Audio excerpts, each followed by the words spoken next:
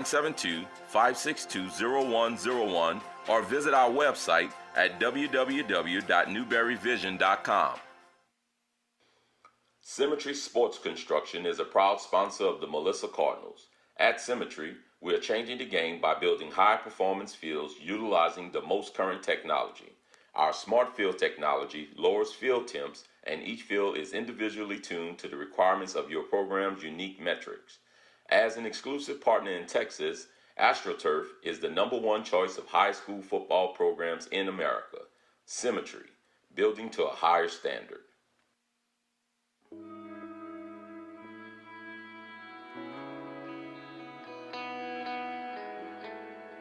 Good evening and welcome to the Melissa Cardinals Network. This is Trey Graham and Coach Kenny Deal joining you from Anna, Texas, as your Melissa Cardinals go on the road to take on the rivals to the north. After a bye week, the Cardinals come into a very important district matchup with the Anna Coyotes, and we are glad you are joining us tonight. It's chilly.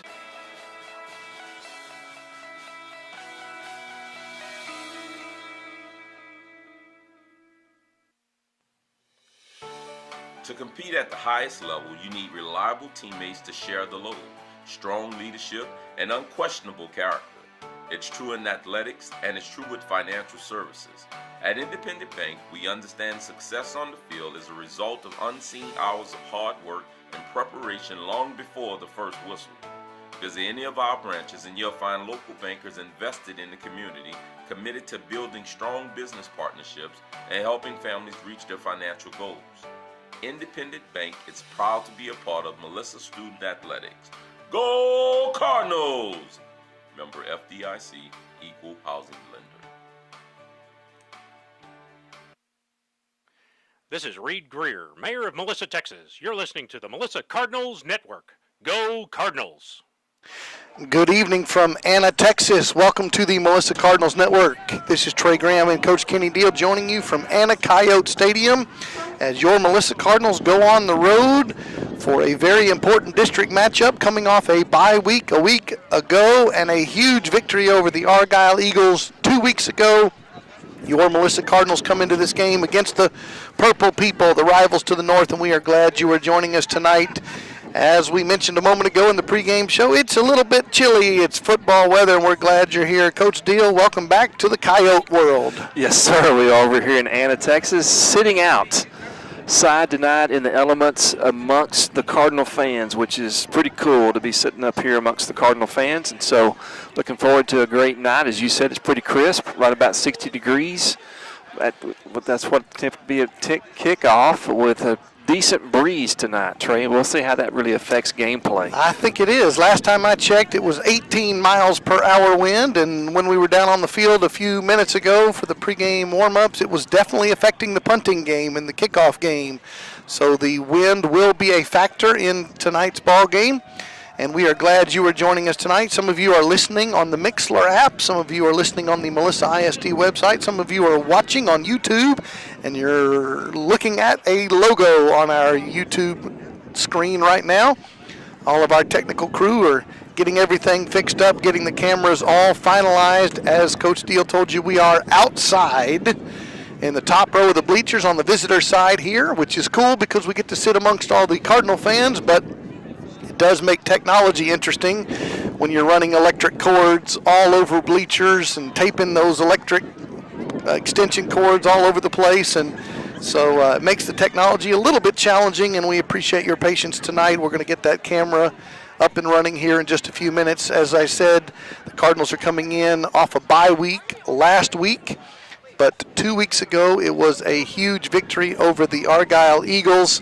For the first time in school history, after going 0-5 against Argyle, the Melissa Cardinals were victorious by a score of 21-0.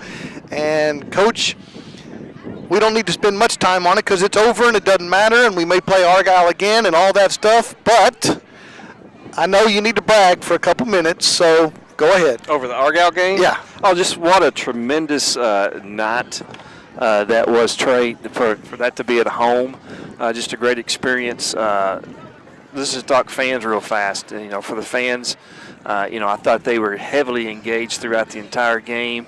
Our student body, that just gave me a lot of joy watching them rush down in the field to celebrate with the football team, and just for the team. What a confidence, booster moving forward through the playoffs and through the rest of district play.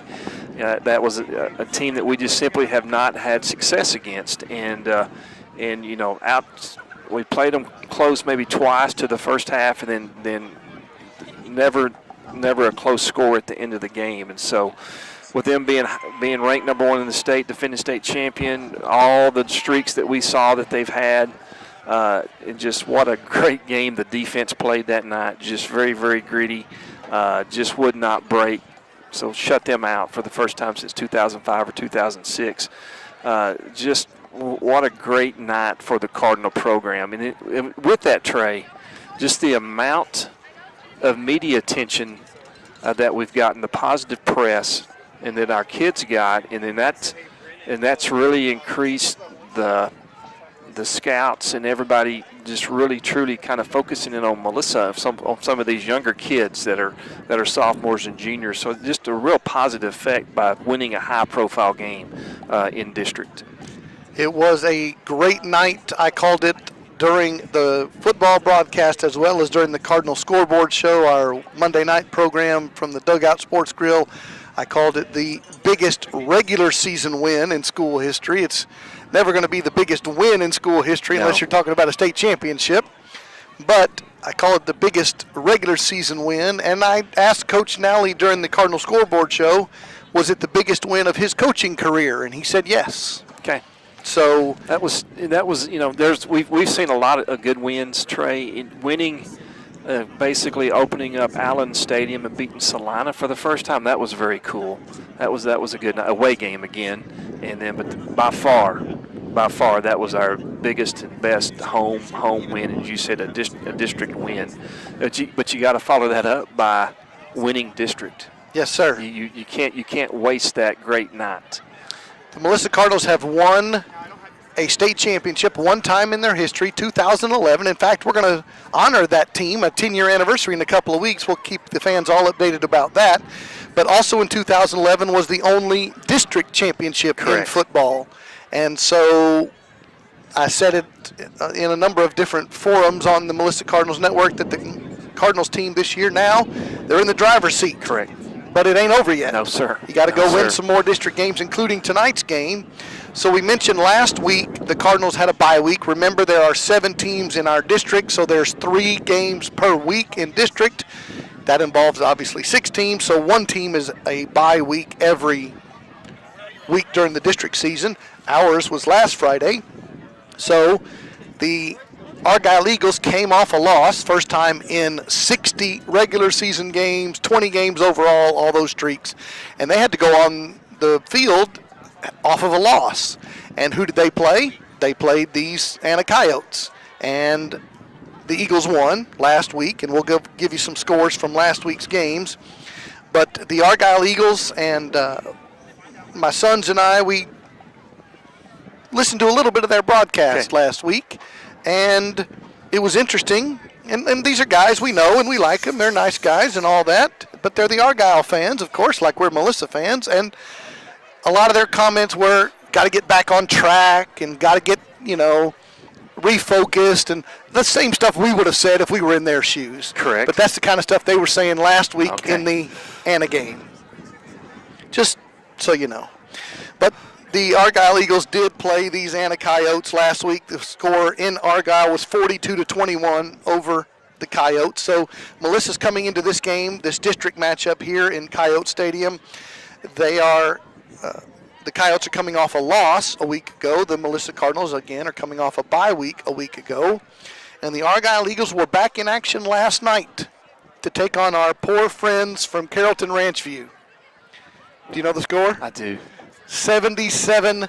77-7. That's and I'm sure that three quarters of that they probably had the throttle. Yeah, could have been worse, I bet. Way off. Yeah. So hey, before you move off Argyle too, Trey, we'll say this. Now you were you listening or did you watch the video? No, I listened. Just listened. Okay, and so I don't have video evidence, but I did hear that they were told to put up because we kind of talked about and mocked at the end of the game. You know, their signage Yes. that they had. Yes. But they did. I heard they put up 0 wins in a row. Really? Yes. Well, yes. So that's So we're going to give them credit for being factual. Yes. Yes. Okay. All right. Well, now they can put 2 up. I just didn't know if they would do that or not. So I have no knowledge Yes. of that. We were in the car and I was listening on the radio broadcast, so I have no knowledge of that. But they did have a Guinness Book of World Record number of visitor banners in our stadium 2 weeks ago, and one of them said 20 wins in a row, and of course the Cardinals' victory was able to stop that Yes. streak. So there you go. You are listening to the Melissa Cardinals Network. It's a pregame show, and this is Trey Graham, Coach Kenny Deal. Ross Graham is here. John Graham is here. Randy's over there pushing all the buttons, trying to get everything squared away, getting the camera fixed up. We are glad you are joining us. Please email us. Let us know you're out there. The email address, mcnr@melissaisd.org, mcnr@melissaisd.org. We love to hear from Cardinal fans all over the country, all over the world. We love to hear from former Cardinals who are watching and listening. We also enjoy hearing from fans who are in the stands, and usually they're not like... they can just yell at us. Yeah, tonight, they can just sir. kind of wave at us right now, hand us some popcorn or something. But we are in the middle of the bleachers here on the visitor side in Anna Coyote Stadium, and we are glad you are joining us tonight. It is a great night for football. Your Melissa Cardinals are ready to get back in action. The bye week always comes at a good time. Well, you hope it comes at a good time because it allows you to heal up and focus on the next opponent and all those things. But it's time to get back in action. We mentioned that there are 6 teams in our district and 3 games per week. And we mentioned to you that one of those games was a final last night, of course. As we just said, Argyle defeated Carrollton Ranchview by a score of 77-7. So in action tonight, besides the Melissa and Anna game, a couple other games we're going to be watching. Lots of games in our area. Sanger and Aubrey are playing, which may be interesting to some. Blue Ridge Tigers and Leonard Tigers might be interesting. Salina at Crum. Paris at Terrell is the other game in our district, and so we'll be watching that. The Terrell Tigers got a bunch of ink today in the Dallas Morning News. Did they? The article was about the teams running the wing T and the success that they're having throughout the season. And so they got more ink, I bet, than they're used to over there in Terrell. That should be a very interesting matchup, Trey. And I bet Terrell gives Paris all they want tonight. Well, it'll be interesting to watch that. Of course, we've tracked these teams all through the season, and this is the second year of a 2-year rotation in terms of district assignments, so we'll have a new district next football season. But the Terrell Tigers got a bunch of action in the Dallas Morning News. Sean McFarland's article was about the teams running the wing T, and he was giving you the history lesson that was made famous by Delaware back in the 1950s. Delaware, you know their mascot, Coach? I don't.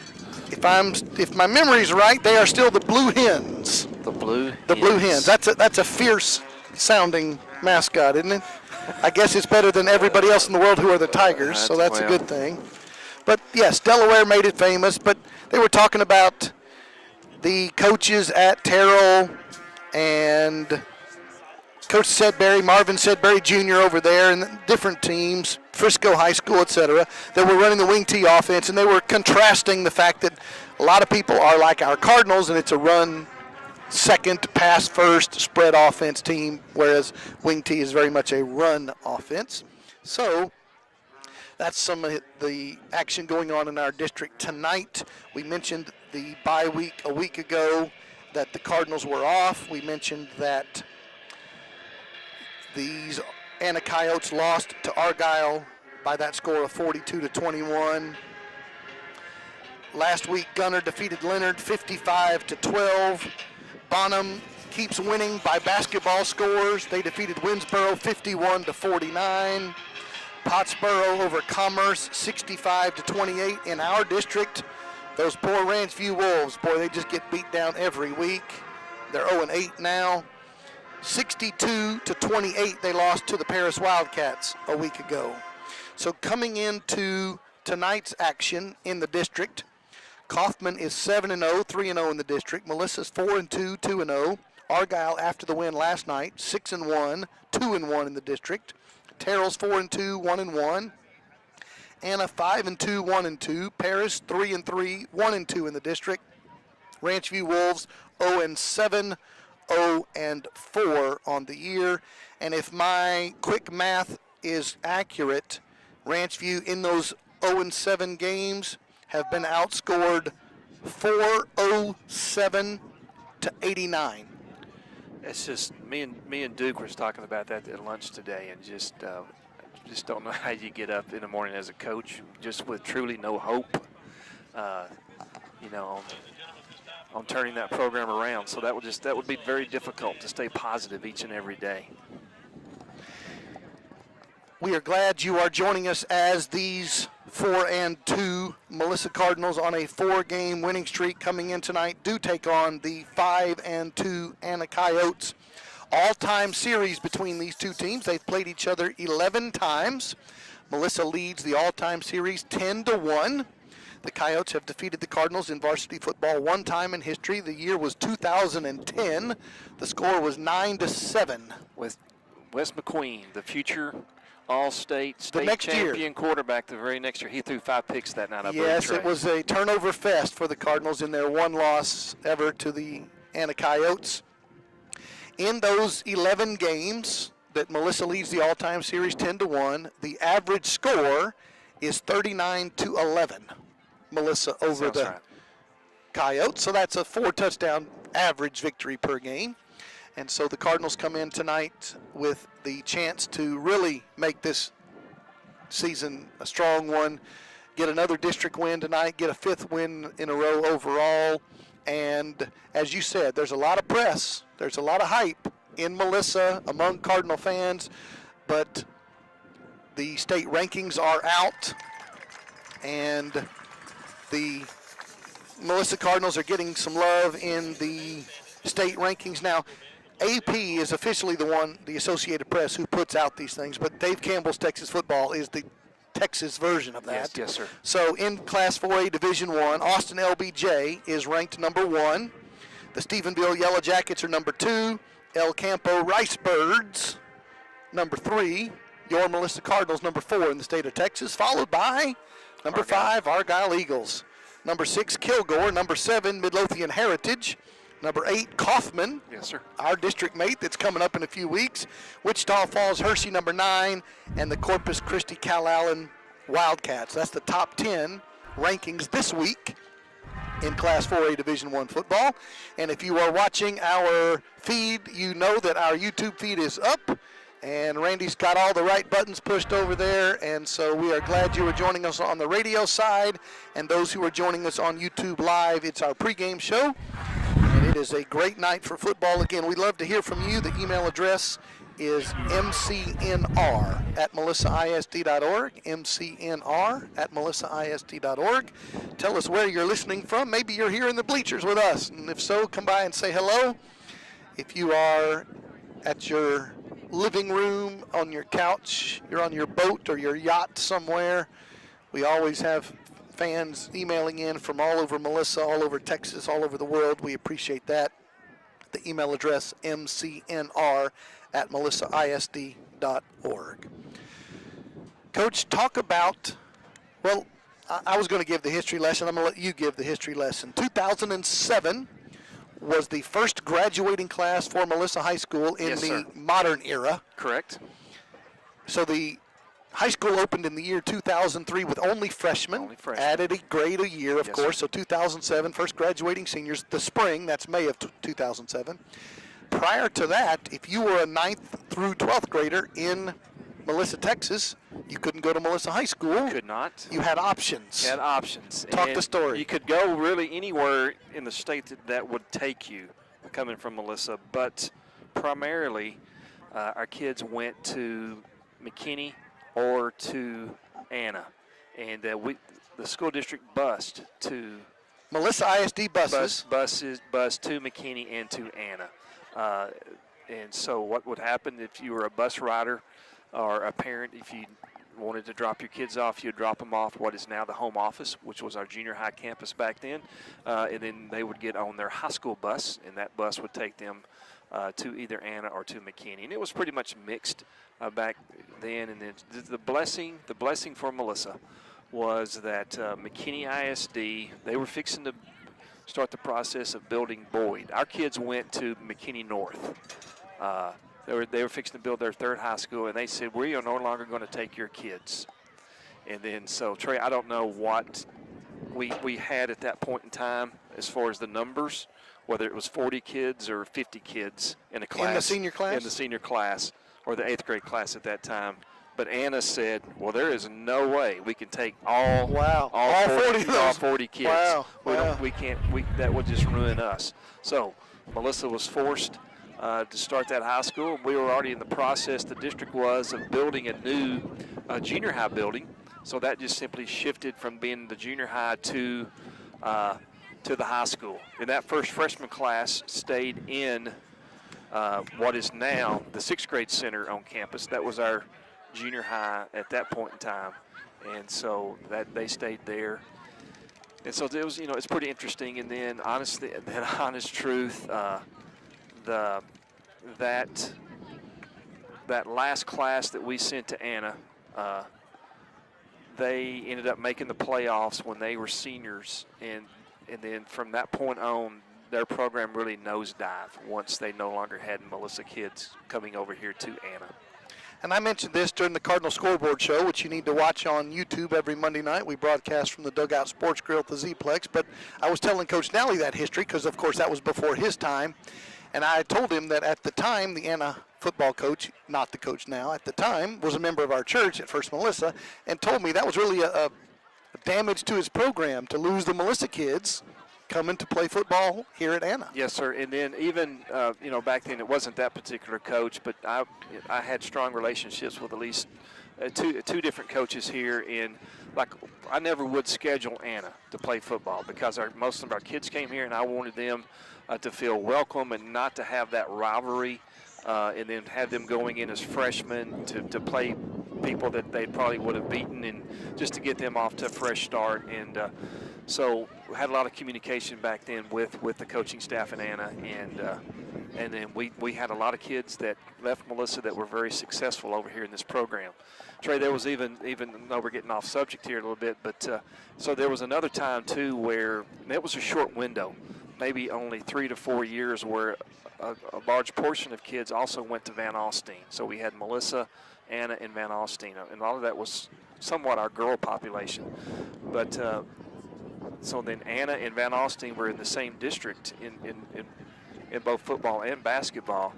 But there was, at one point on the court, there was 9, this is Anna playing Van Alstyne varsity.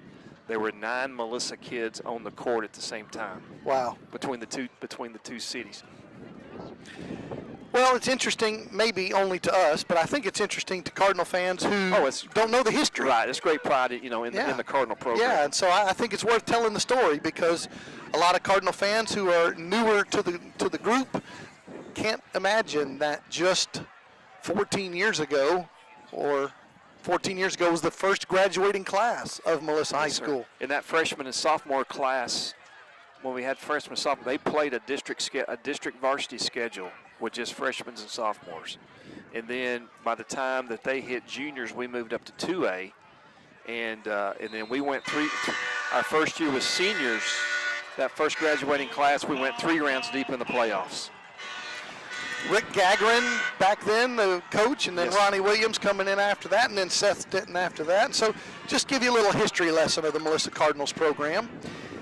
You're hearing a lot of noise tonight if you are just joining us. We are outside, sitting in the bleachers on the visitor side here, because it's a long story about there's no room in the inn, but you don't care. It's a long, long story about how we ended up sitting where we are tonight. But we are here, and we are glad to be joining you. This is Trey Graham and Coach Kenny Deal joining you from Anna, Texas.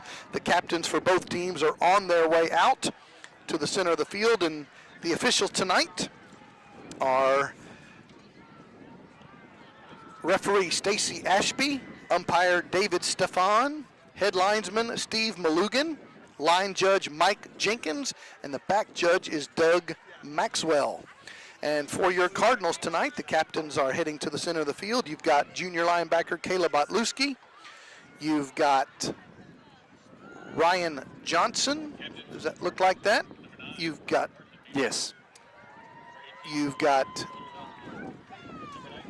number 19, that's Matthew Sanford, and you've got Cale Brakebill, the linebacker. And for the Anna Coyotes, you've got senior Malachi Brooks, you've got Jamison Adams, you've got Sincere Blakely, that is, and linebacker sophomore number 35, C.J. Miller. So you got 4 captains for each team tonight. Your Melissa Cardinals in white jerseys, white helmets, black pants, and red numerals. The Anna Coyotes got a little TCU look going on. They've got purple jerseys and white pants, white numerals on the jerseys. The Melissa Cardinals have won the opening coin toss, chosen to defer until the second half, so the Anna Coyotes will receive the opening kickoff. Trey, before you go away from the captains, number 9 is Carson Maynard. Carson Maynard, Carson all right. Maynard, number 9. All right, now the Cardinals are entering the field. They are coming in from the south toward the north. The Anna Coyotes will be defending the north end zone. That'll be the right side of your TV screen. The Melissa Cardinals will be going left to right on your radio dial as we get forward in this broadcast. Let us know you're listening. The email address, mcnr@melissaisd.org, mcnr@melissaisd.org.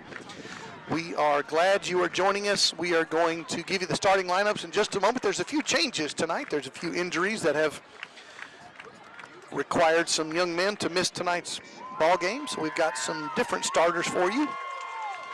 Artificial surface here in Anna, a renovated home side over there. You are on the visitor side in the camera, so you can see the home side. And it's a nice stadium. They've got a nice situation going on here in Coyoteville. It's time for the national anthem here in the stadium, so we're going to take a break to hear from a couple of our sponsors, and we'll come back with the opening kickoff. This is the Melissa Cardinals Network. It's going up. Are you looking to buy, build, or sell your home? Give your local independent Melissa Realtor, Casey Rainey, a call for all of your real estate needs. Don't forget to ask about our Hometown Hero program, where she gives back to teachers, military, and first responders. Call Casey at 512-630-9593 or find her online at CaseyRaineyRealtor.com for quality and professional real estate services. She can't wait to meet you. Casey Rainey is a proud supporter of your Melissa Cardinals. Newberry Vision Center, voted #1 eye doctor in McKinney and Allen, provides quality eye care for the entire family. Dr. Newberry and his staff utilizes the latest medical technology and have over 1,000 designer frames and sunglasses for your eyewear needs. Call for an appointment today at 972-562-0101 or visit our website at www.newberryvision.com. Hello, I'm Keith Murphy, proud superintendent of Melissa Schools. You're listening to the Melissa Cardinals Network. Go Cardinals. Thank you to Keith Murphy. We welcome you back to Anna, Texas. This is Friday Night Lights, your Melissa Cardinals on the road for a big district matchup against their rivals, taking on the Purple People, the Anna Coyotes tonight, and we are glad you are spending your Friday evening with us. Send us an email. Let us know you're out there, mcnr@melissaisd.org, mcnr@melissaisd.org. The Anna Coyotes will receive the opening kickoff here in just a moment. Put 12 minutes on the clock, no score, and it is the 4-2 Melissa Cardinals taking on the 5-2 Anna Coyotes, and we are glad you are with us tonight as Coach Matt Nally leads his team in off a huge win 2 weeks ago over the Argyle Eagles and then a bye week last Friday. Anna comes in off of a loss against those same Argyle Eagles, and they are ready to get the ball game underway. Putting the ball on the tee at his own 40-yard line is junior kicker, number 90, Aiden Pintor. And he will be sending it deep. And back deep for the Anna Coyotes is their senior wide receiver, Devontae Davis. And it's time for football in Anna, Texas. Your Melissa Cardinals are underway, and we are glad you are joining us. The kick is going to be a short one, and there's the first effect of the wind. Kicking into the wind tonight, the Anna Coyotes will fair catch the football at their own 28-yard line. Nate Hemsley is the defensive coordinator for the Cardinals. He runs a 3-4 defensive alignment, starting for the Melissa D. Nigel Smith, Justin Mays, and Dylan Smith up front. Caleb Otluski, Jason Cave, Dalton Whitber, and Caleb Burkbill are the 4 linebackers. Ryan Johnson, Jacob Fields, Paris Adger, Trey Williams are the DBs. Here comes the first offensive play of the game. First and 10 Coyotes at their own 28-yard line in the shotgun with 2 receivers to each side. They're going to look to the football, and the quarterback's going to go down for a sack. -7 on the first play of the game. Risky. First one there, along with Smith finishing him off. I was going to ask the question if we would pick up where we left off last week with this defensive front, and they first place come up with a sack. The Coyotes do not huddle, but they are not in a hurry. They look to the far sideline for a play call. And you've got Daniel McNair, senior number 7, as the quarterback. He's in the shotgun on second down and long. A lefty throws it to the left flats. Is going to be caught for a short gain. In on that tackle was Dalton Whitwer. And it's going to bring up third down for the Cardinals D on this first possession of the game. Dalton and Jacob Fields. You're going to see that a lot from Anna tonight, using that short passing game as their running game. Third down and 11 coming up for the Coyotes. They've got twins to both sides. Ball's on the left hash. And McNair is in the shotgun. Takes the snap, looks to his left, steps up, throws a duck, and is going to be caught, but short of the sticks, and it's probably going to be punt time for first year Anna Coyotes coach Seth Parr. He came here from Lubbock Coronado High School, left a 6A program to come to a 4A program. Seth Parr's first season here in Melissa, and the Coyotes go 3 and out. They're going to punt the football. And Cody Vega is their junior punter. And the Cardinals showing some pressure here. It's 4th and 4, and the Coyotes are going to punt the football away. Snap is back. He's punting with the wind, and you can tell. And it's going to bounce at the 20-yard line and get a huge bounce, and it needs to go a little bit further, and it is going to be down by the Coyotes at the 1-yard line. Started rolling sideways. Ran out of steam there at the 1, but there is a flag down. I think it should be holding against the Coyotes. There's actually 2 flags down. 65-yard punt down at the 1-yard line, but we'll wait for Mr. Ashby and his officials to tell us the first flag of the night. 2 minutes gone by, no score. Thank you for listening tonight. Thank you. We got lots of emails coming in. We'll read those as we get time. mcnr@melissaisd.org, mcnr@melissaisd.org.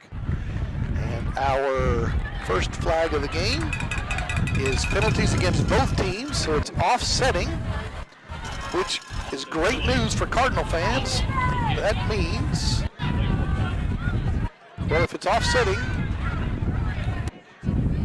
we're going to have the Coyotes repunt the football. Yes, sir. Jacob will back up about 15 more yards from where he was previously.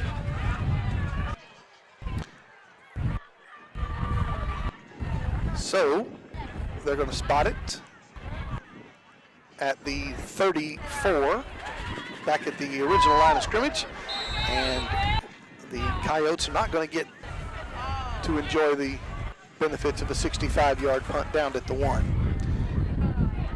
Snap is back, and again, left footer with great wind at his back is going to punt it, and the Cardinals will fair catch it at the 20-yard line. And Coach, there's those 19 yards. 19 hidden yards right there.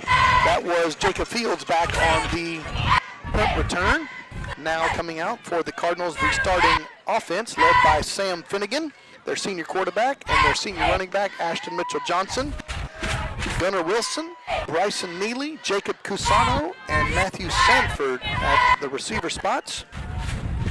Trevor Gooseby, Brandon Ward, Ty Gerard, and Luke Dimmel getting his first start of the season at right guard. Next to right tackle, Owen Hollenbeck.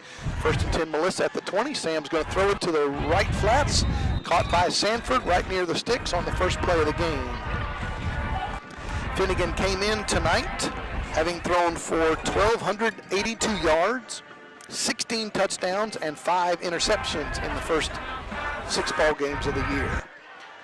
A short 2nd and 1. They're going to throw it deep to Sanford again, and that's to Casano actually, and it's out of bounds. This brings up 3rd and 1.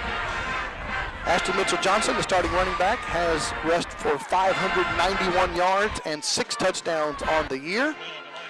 And McNair, the quarterback for the Coyotes, as compared to Sam's 1282, he's thrown for 1024. Here comes Ashton's first carry of the night on 3rd and 1, and he'll pick up a first down. Good job by the Cardinals offensive line.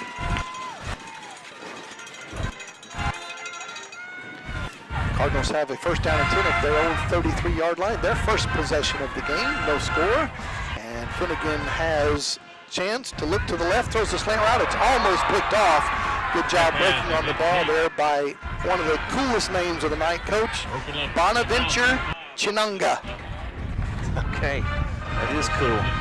And he tipped that ball away. 2nd down and 10 coming up for your Cardinals. Pass intended for Bryson Neely for the Cardinals.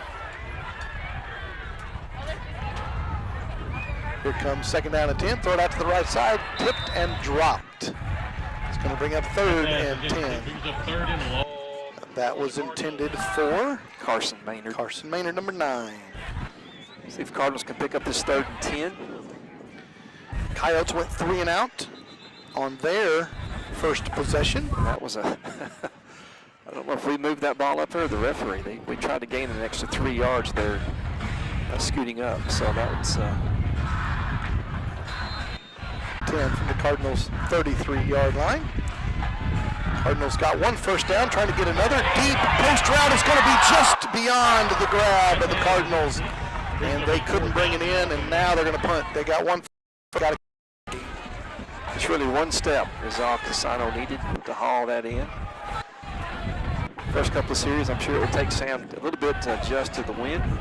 Cardinals are going into a pretty strong breeze here in the first quarter, and that's where Mr. Pintor will be punting the ball right now. So Coyotes punted on their first drive. Here comes the Cardinals' first punt of the night, and it's into the breeze. Not bad considering the wind, and it's going to get a decent Cardinals bounce and be down at the 37 of the Coyotes, and they'll take over for the 2nd time tonight. Again, we'd love to hear from you. Let us know you're listening, even if you're listening here in the stands with us. The email address, mcnr@melissaisd.org. Dr. Debbie's down here. Randy's down here pushing all the buttons. Finally got all our technology. Well done, sir. 8:47 to go, first quarter. It's a scoreless game, and we are glad you are joining us. Ball's on the left hash, twins to both sides. McNair in the shotgun on first down. And the Coyotes jump, so back them up 5 yards. In the backfield next to McNair is their very talented junior running back, Jambres Dubar is his name. And he's the leading rusher for the Coyotes. So we told you Sam has thrown for 16 touchdowns, 5 interceptions. McNair, 10 touchdowns, 2 interceptions. All right, 8:47 to go. Here comes 1st and 15 for the Coyotes. And McNair's going to look to the right side. It's going to be tipped and incomplete. Break Bill there to break it up. Yep, along with Jacob Cave. Almost a pick. Jason Cave, excuse me. Lots of folks who are emailing in. We'll get to those as we go along. We'd love to hear from you. We got some interesting and former Cardinals checking in tonight. Love to hear from them. Here comes 2nd down, 15. Trips to the wide side for McNair. And he's going to fake it to Dubar, throw it out to the right side. Another tip drill and an incomplete pass. That was off the hands of Sincere Blakely, one of their captains. Brings up 3rd and 15. I think his eyes was looking at Dylan Smith, who was bearing down on him instead of the ball. So good job there by Dylan by getting out and reading that screenplay from the defensive end position. Cardinals forced a 3 and out a moment ago by the Coyotes. Trying to do it again here. And you can tell we're outside. Trips right. McNair has 1 receiver left. 3rd down, 15. Snap is back. Throwing it to a wide receiver screen. Coming back across the middle of the field. He's going to have a first down and crossing the midfield stripes. Best play of the night for the Coyotes. That was Jambres Dubar, their running back, but he got out into the left flats, got a little screen set up, and a big pickup for the Coyotes into Cardinal territory, spotted at the 40-yard line. Cardinals defense was there, and he just slipped off to the left, kind of got lost. 8:28 clock stopped, scoreless first quarter. Two receivers right, two running backs on either side of Mr. McNair. He's going to hand the ball off, and the Coyotes will pick up a single yard. I mentioned there's some former Coyotes watching from Fayetteville, Arkansas. Last year's O-line, Zufelt, Blake Brazel, and Martin are all watching the game together tonight. From the Cardinals. So love to hear from those guys, former members of this football program. Lots of other emails we'll get to in a moment, including Steve Gerard. Shout out to his favorite player, the center, number 55, Ty Gerard, down here in the bleachers below us. Trips to the right on 2nd down and 9. McNair changing the play. 2 seconds on the play clock, and Coach Parr of the Coyotes calls timeout with the play clock about to expire, so that stops the game clock. 7:42 to go, first quarter, no score. You're listening to the Melissa Cardinals Network. Trey Graham, Coach Kenny Deal. John Graham's here. Ross Graham is here running stats, as always. All right, Coach, let's get to it early. Dallas Cowboys, is it the real deal? It's looking that way. Because you've been a little bit doubtful. I have, and we'll continue to do so. But go up to play the Patriots. Yes, and big change defense. Defense playing well, and then with all the weapons they have, the running game's been great. Side, so we're not really having to outscore people. We're Yes, putting sir. points on the board. Yes, sir. But defense has been playing great. So Are you a believer? what does that mean? I mean, what do you want? it's like district championship? Yeah, they will win. They will win the East. All right, division. I mean, division. They'll win the East. Okay. Win a playoff game? Let's hope so. Okay. We need to do that, sir. It's been a while. It's been a long time. Okay. After the Coyotes timeout, here comes 2nd down and 9 from the Cardinal 39-yard line. Trips right. McNair in the gun. Takes the snap. He drops it on the ground, picks it up, throws it deep down the left sideline, and is going to be caught by the Coyotes and getting out of bounds right at the 1-yard line. That pass was caught by junior Jonathan Brown. And the Coyotes are threatening to get on the scoreboard first here. Big strike there for the Coyotes. McNair with a nice throw. And Brown pulls it in. Tries to stay inside the pylon, but forced out of bounds at the 1. So we have played 4.5 minutes of scoreless football, and the Coyotes are trying to take the first lead of tonight's game. 2 receivers right, 1 left, 2 backs. Look for them to run the football here. And they give it to Dubar, and he loses yardage on the play. Back to the 5. It's going to be 2nd and goal. Great run stop there by the Cardinals D. Yep, front 7's been playing great. Anchored in there by Justin Mays, right in the nose position. Coyotes do not huddle, but you don't really call them a hurry-up team. They're looking to the far sideline for us, which is the home sideline, to Coach Seth Parr for the play call. They haven't even started the play clock yet. The officials are having a chat about something. So Mr. Ashby tells everybody to just calm down. McNair tries to get in and say, what's the middle of this? And we're going to have a situation. Mr. Ashby's coming to talk to Coach Nally. The Coyotes are actually saying, no, the Coyotes believe they are getting credit for the touchdown. That was not even close. It was not close, and you've run another play since then. I guess that was a 2-point conversion, Trey. Well, Maybe we didn't know about it. Maybe you're right. Because we thought he went out on the 1, and they actually had that spotted on about the 3. So maybe that was the 2-point play. Yes, sir. Wow. Did you ever see arms go up? I did not see arms go up on the supposed touchdown, and I watched him go out of bounds at the 1-yard line because I've got a good angle here, right where Mr. Ashby is standing right now. So, guess what? The Coyotes lead 6-0. Everybody, I think, except the officials and maybe Coach Parr, thought they were running a first and goal play. I'm not even sure that Anna's quarterback thought they had scored. Trey, the way he reacted after that. I agree. They celebrated leaving the field after getting for a 1-yard loss on a Like 2-point they conversion. were surprised. Yes. So that was not a first and goal run. That was a 2-point play run, which I think they would have kicked it if they thought it was an extra point. That's something that I don't know that I've ever seen before. That's an unusual one. So that run that lost yardage, we guess, was a 2-point play that they didn't kick because they didn't know it was a touchdown either. All right, so the score is 6-0.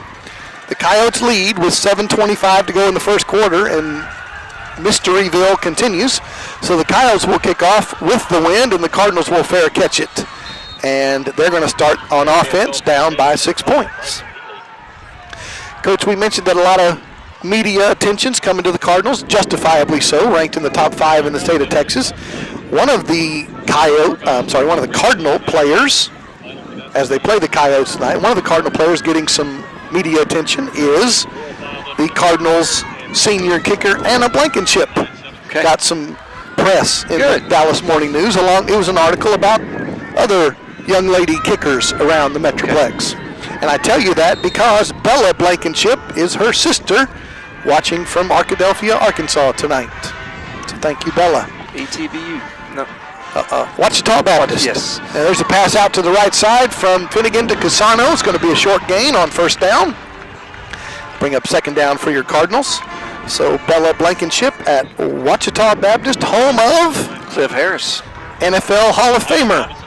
After a long wait, Cliff Harris. Here comes second down 6 quickly. Cardinals are going to hand the ball off on second down, pushing the pile forward. And they'll spot the football at the 32. Looks like it's going to bring up 3rd and 2 for the Cardinals as we approach the halfway mark of this first quarter. So we love to hear from our friends who are listening. MCNR at melissaisd.org. A long 3rd and 2. Finnegan is going to have the pass tipped. It was intended out for Sanford on the right side, and the Cardinals are going to have to punt for the second possession in a row. It was a little bit of a sidearm sling by Finnegan, and it was tipped away incomplete. And so Pintor will punt into the wind.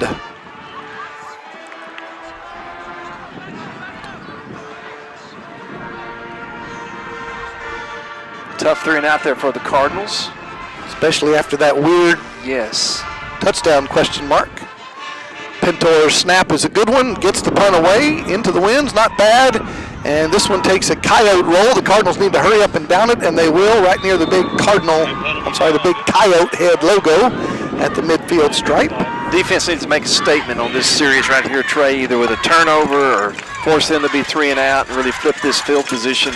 So we need to make some big plays here on the defensive stand, and we need to just take away the weirdness of the start of this game. Yes, that's a definite correct word to use there. All right, Coyotes with a 6-point lead take over in Cardinal territory at the 49-yard line. McNair, who was as surprised as we are about the last decision, is in the shotgun. Trips to the right. First down from midfield. Snap is back, looks to his left, throws a comeback route. It's going to be incomplete. Coverage on the play there by Ryan Johnson. The intended receiver was Jonathan Brown, the gentleman who caught that long pass that we thought went out of bounds. Yes, sir. At the 1, but he went into the end zone. Could not quite hang on to it as he hit the ground. Ball came out. 6:18 to go in the quarter. Our friends Leslie and Michael Reddick Farrell watching in Victoria, Texas. Says beat Anna and go Army. Beat Wisconsin. We'll talk about it, I'm sure. Swing pass out into the left flats over the heads of Dubar. And Jason Cave there on the linebacker coverage. Incomplete. Will bring up 3rd and 10. And if you're Coach Parr here with the wind at your back, I don't know if you want to punt the football from the 49. You may be in 4th down territory, even if it's 4th and long. See if the Cardinals can get a pass rush.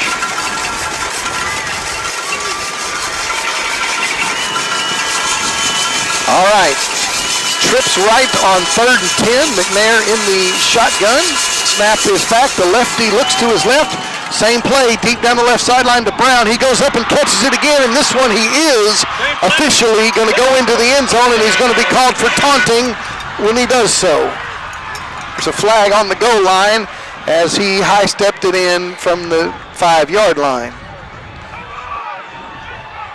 So they connect on the deep go route on one-on-one coverage.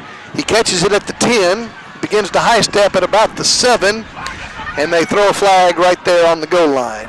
So Mr. Ashby has to make a decision here, and it's going to be unsportsmanlike conduct called against the Coyotes, which will wipe out the touchdown, but the Coyotes will have it at the Cardinal 20-yard line.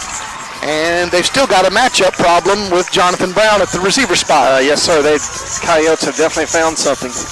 Found a true deep threat. Junior number 88, Jonathan Brown. So take that touchdown off the board, which Coach Parr will be having a talk with the young man that he just cost his team 6 points. So the scoreboard needs to change. There it is, back to 6-0. And Coyotes have 1st and 10 at the Cardinal 20. Trips to the right. And Brown's single receiver left, and they throw it out to the right flats, and it's dropped by Blakely. 2nd and 10 coming up. Anna's definitely had trouble in their short passing game, but no trouble at all throwing the ball 40 yards downfield. We have a 2nd down 10 coming up with 5:55 to go first quarter. Coyotes lead your Cardinals 6-0.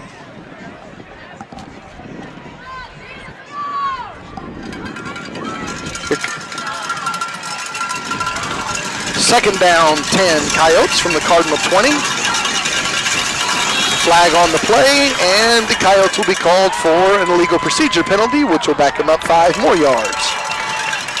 Now that puts the ball at the 25, which would make a field goal 42 yards or so, but you've got a big wind at your back, so that's going to increase your field goal capability when you've got this wind to your advantage. I think it's doable from watching their pregame. Oh, I think for sure with this wind, yes. 2nd down 15, ball spotted at the Cardinal 25 on the left hash. Senior Daniel McNair, jersey number 7 at the quarterback spot, trips right. Cardinals fans coming alive. They're going to throw a swing route to Dubars, and it looks like it's going to be picked off. And the Cardinals believe they have, and the officials say interception Cardinals. Cardinals ball. That was Caleb Aluski. Again, dropping back into coverage. It's a great job there by Caleb. Swing pass to the running back into the left flats. The linebacker Aluski jumped the play, made the pick, and the Cardinals get the football. So how costly was that unsportsmanlike conduct penalty? 7 points worth. Yes, sir. Cardinals get the ball. And momentum, hopefully, for the Cardinals. Look for the Cardinals to try to see if they don't run the ball a few more times. 4 receivers left, and they're going to run the football on 1st down. And they're going to get a breakaway at the 30, at the 40, at the 50. It's staying out of bounds right there. That was Ashton Mitchell-Johnson with a carry. And he'll be spotted in Cardinal territory. They said he stepped out at the Cardinal 44. Big spark here for the Cardinals offense. And Cusano goes in motion. They're going to go jet sweep around the left side with Cusano, number 13, turns the corner, and he'll pick up about 4 on the play. Flag came out on that sideline. Junior number 13, Cusano, on the jet sweep. We will check the flag because that's what we do here on the Melissa Cardinals Network, is we get to talk about a lot of yellow hankies. 5:27 to go first quarter. Melissa trails 6-0. And we have a holding call against the Cardinals offense. We'll back them up, and we'll do 1st down again. Ball spotted at the Cardinal 34-yard line. 1st down and long. Trips right to the short side, snap back to Finnegan, hands the ball off, and Ashton will pick up about 3 yards on the carry. We have Erica Maldonado watching from Tampa, cheering on Christian Mantell, and the grandpa and grandma Mantell are watching in Puerto Rico, so thank you very much. All right, here comes a second down, and 18 for your Cardinals. Trips left. Finnegan fakes the handoff, looks to his left, has a lot of time, throws an out route, and it's going to be caught. Going to bring up third down for your Cardinals. Sanford on the catch. They'll spot it at the 45 of Melissa. We'll bring up third down 9. 4:45 to go in the quarter. Wing right, twins right, split receiver left on third and long for the Cardinals, trailing by 6 points. Finnegan fakes the handoff, looks to his right, throws it to Sanford, is going to be caught for a first down in Coyote territory. Nice throw and catch, little curl route by senior Matthew Sanford. Deep throw there by all the way across the field there by Sam, showing great arm strength. Spotted at the 43 of the Coyotes. Snap is back, fake it to Ashton, throw it to Sanford, and he breaks a tackle, pushes it to the sticks. Looks like another first down for Sanford. And they'll spot it in Coyote territory at the 32-yard line. First down Cardinals, quickly to the line of scrimmage. Coyotes making some defensive substitutions. High snap, hand the ball to Ashton Mitchell-Johnson, makes a cut around the left side, and he'll pick up 3 on the carry. We have our friend Jim Gump and Christy Gump cheering us on in Niceville, Florida. Fans, of course, of Dalton Whitwer. Here comes the 2nd and 7 play, snap back to Finnegan. And there's this pass out to the right side. It's going to be caught for another first down by the Cardinals. Carson Maynard on that catch. And Mr. Gump tells us that he's in Florida, but Dalton's grandparents, Paul and Jean Biggers, are here in the stands with us. Welcome to Texas. Welcome to Texas. It's a little chillier, I bet, than it is in Niceville, Florida right now. 1st and 10 at the Coyote 16-yard line. Ashton Mitchell-Johnson stands next to Finnegan, and they're going to throw a seam route. It's going to be caught. Touchdown Cardinals! Touchdown Cardinals! Walker Overman out of the slot position. Good route there by Walker. Broke open that slant right there at the goal post. Sam hit him right in stride. Put points on the board for the Cardinals. They can take the lead here with an extra point. 6-6 as the Cardinals tie it up here in the first quarter, and Walker Overman, who just caught a touchdown pass from 16 yards out, is the holder now, as Pintor is going to put the kick up and through. Cardinals lead 7-6. Good response there. Yes. And I'm going to say it again. How costly for the Coyotes was your unsportsmanlike on your touchdown catch? Very much so. Totally changed the momentum of this first quarter. Good job. Good running there by Ashton Mitchell-Johnson to get that drive started. Good job by the offensive line. And then Sam's arm took care of the rest. Let's check some scores from the area going on right now. Frisco leads Denison 16-7. They're about to go to halftime there. J.J. Pierce Mustangs, alma mater of my wife, leading the Richardson Eagles 24-7 at halftime right now. Allen Eagles in a big game against Denton Geyer over there in Denton. Allen leads 21-7 late second quarter. Coach DeZern, Cardinals showing pressure. Blake Bill on a blitz. They throw it up, and it's going to be a duck and incomplete. Pass was intended for Malachi Brooks, and it's incomplete. And Coach Seth Parr of the Coyotes sends out his punt team on 4th and 6 from the midfield stripe. And we think our feed is back up. Good job, Randy. kick it, spit on it, punch it, whatever he's got to do over there to make all the technology work. And we think we're back up, so we apologize for that. It's a great play there by Break Bill. 9:53 to go in the half. Coyotes got a first down on a special teams penalty, but the Cardinals get a stop and they have to punt the ball. And they're going to get a good punt into the wind, and Cardinals are going to let it bounce, and the Coyotes are going to down it, and this time it'll count at the 1 yard line. Cardinals are 99 yards away from the alumni stripe as we play here early second quarter. All right, let's get to some of these emails. Katie Deal Jones and Josh Jones say, keep it up, Cards, beat the Coyotes. Lauren Deal says, go Cardinals from Pike, Texas. Thanks for listening, the lovely Mrs. Deal from Pike. We've got Jacqueline Carico joining us. And Katie and Josh, there is room in the stands, so come on into the stadium. What are they like in the, I think the car? They're sitting in the malt shop parking lot, I believe. Across the street? Yes. All right, there's good seats still available. Hand the ball off to Ashton Mitchell-Johnson on first down from your own 1 yard line. They push the pile forward to the 5, give it a little room there. Second down coming up. Uncle Nate, Aunt Jackie, Dallas, and Matt in Alvin, Texas, rooting on their favorite player, Ashton Mitchell-Johnson.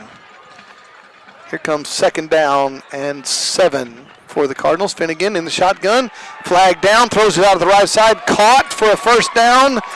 And a nice tough run past the 20 yard line, pending the flag. That was Bryce Neely. Good stiff arm there. And he got rudely knocked out of bounds. Good hit. Stop the clock, 9:09 to go. Mrs. Carico says, y'all are great announcers. Thank you so much. Well, thank you, Mrs. Carico. We appreciate that. Most people are cheering on the players, not the announcers, but we appreciate the kind words. Looks like this is coming back, Trey. Yes, sir. They are heading to the north with that football. Won't be a big mark off. No, not when you got it at your own.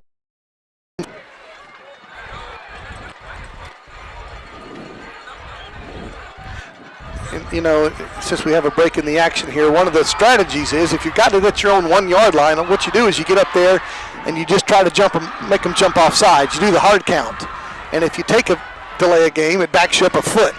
But if you get a free 5, that could be a change in momentum. Yes, absolutely. So that's a little hidden football trick for you. When you got it at your own 1, try to make them jump off sides.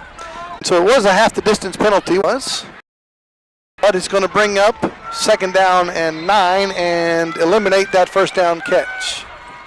Finnegan in his own end zone has a lot of time. Be careful, you can't hold in there. It's a safety. You roll to your right, throw it across the field, an incomplete pass intended for Gunnar Wilson on the big route. That was Bryce Neely again, okay. Trey, number 5. Okay. Incomplete pass.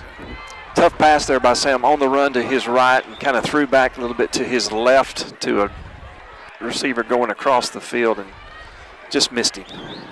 Now you got to get a little room for your punter potentially here. Overman checks into the slot position. He'll be on the right side.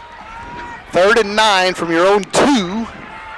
Can't hold in the end zone. It's a safety. Sam's going to throw it out to the right side, and it's going to be caught at the 20. And that was Casano on the first down catch. And guess what? Looks like no hankies on the field. So the Cardinals get out of their own going quick end zone there. Hand the ball off, going left.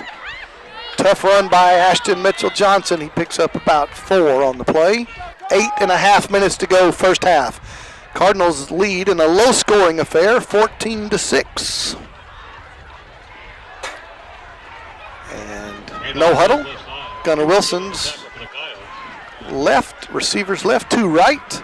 Fake it on the handoff. Finnegan has time, rolls to his right. Senior number 11 is going to throw it, and it's going to be an incomplete pass. Intended out on the right side there. And it's going to bring up 3rd and call it 7. Pass intended for Carson Maynard. So Mrs. Carico said, good job, announcers. Well, now Frank Graham in Fort Worth, Texas says, good job, announcers. So thank you very much. All right, 3rd and 7 for your Cardinals. Trips right to the wide side.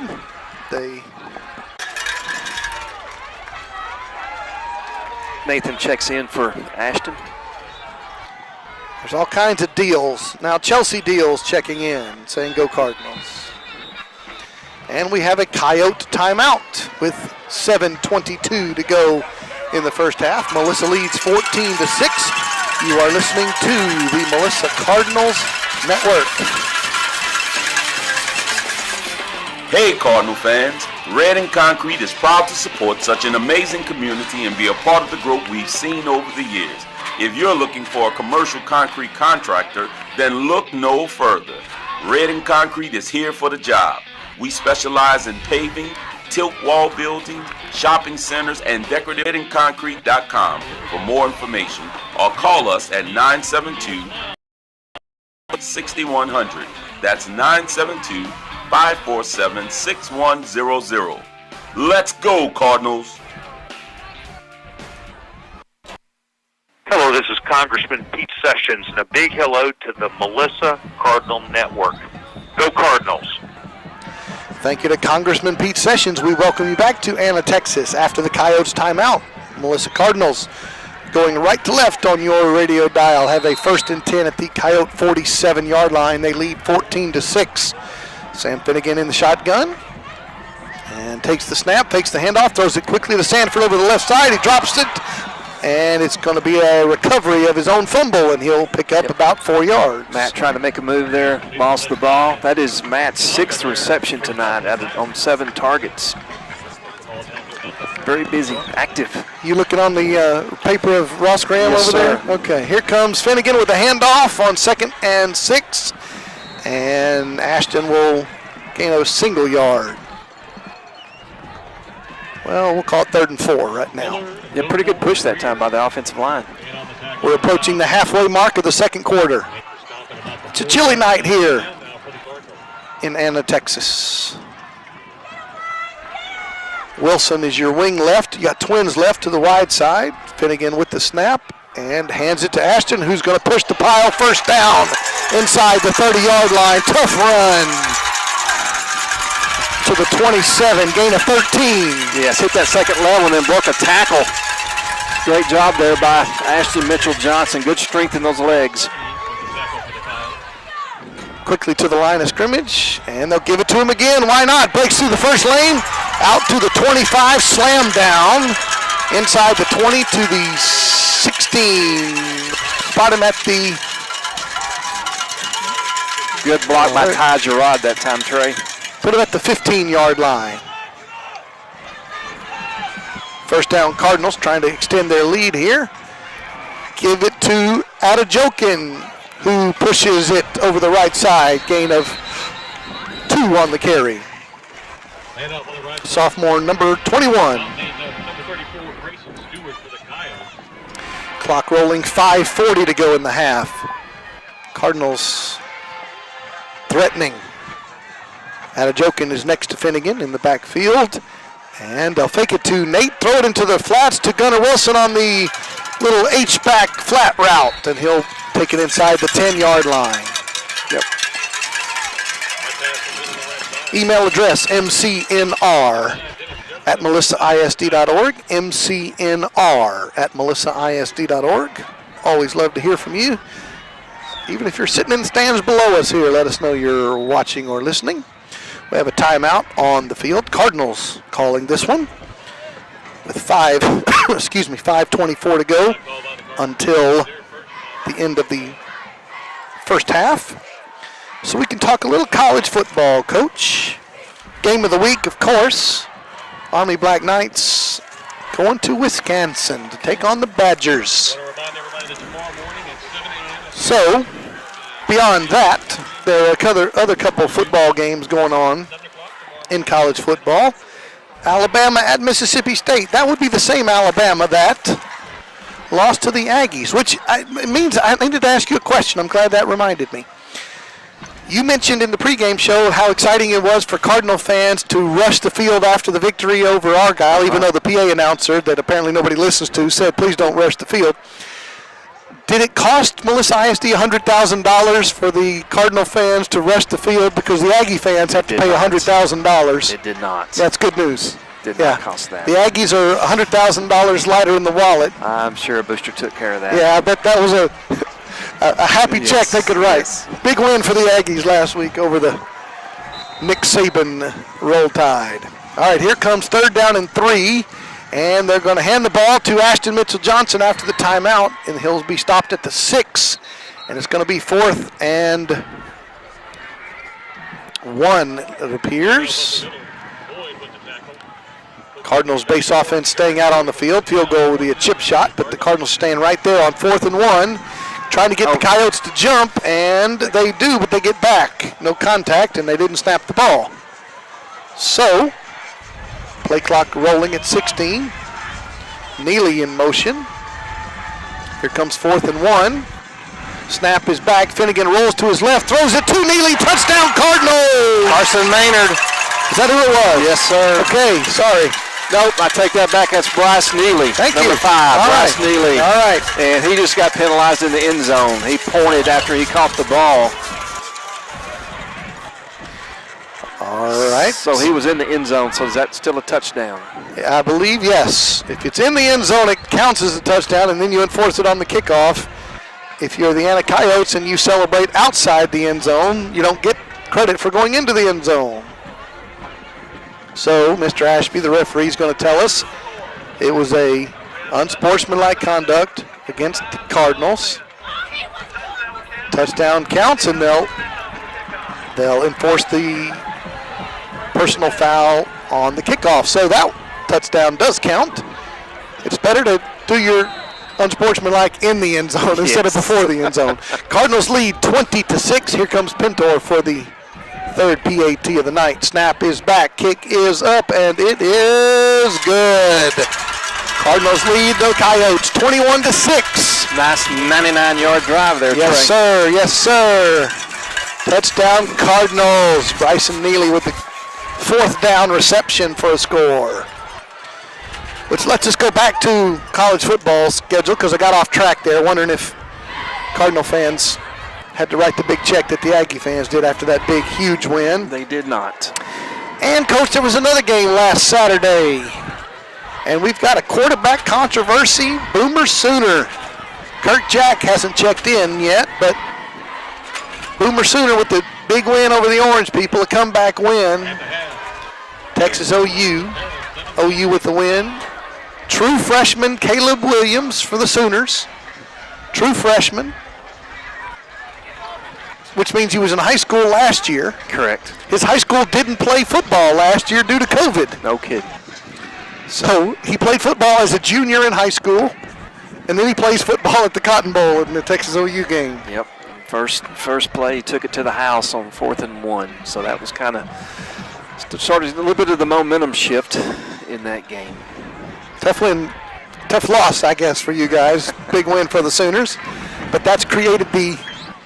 I was in the mob of people. Were you? A lot of happy people and a lot of sad people. Well, right down the 50-yard line, yes, sir. huh? Yes, sir.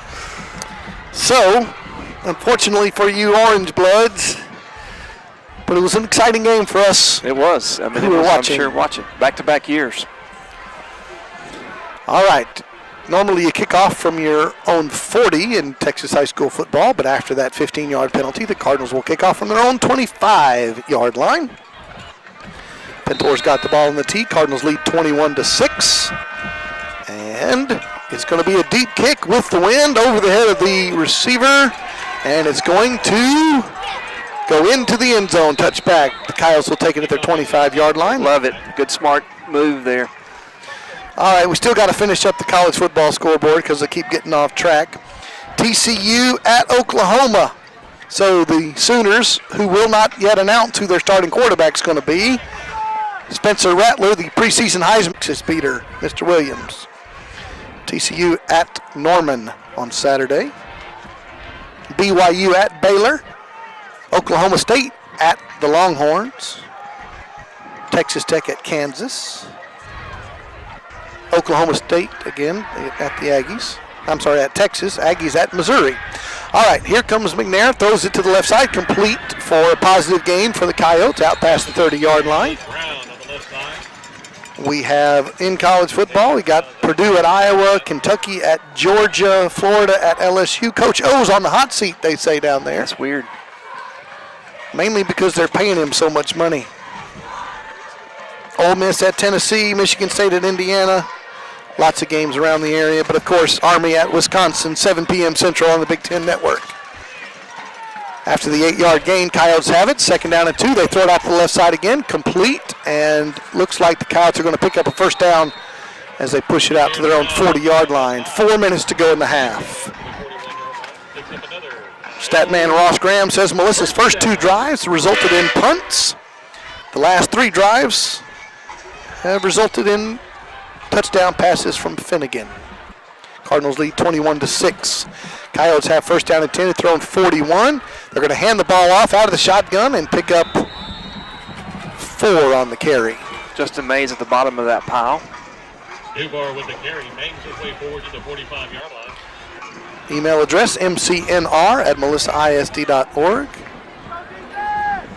We do have the comments from Kirk Jack checking in. We'll get to those in a moment. Twins to both sides on 2nd and 6.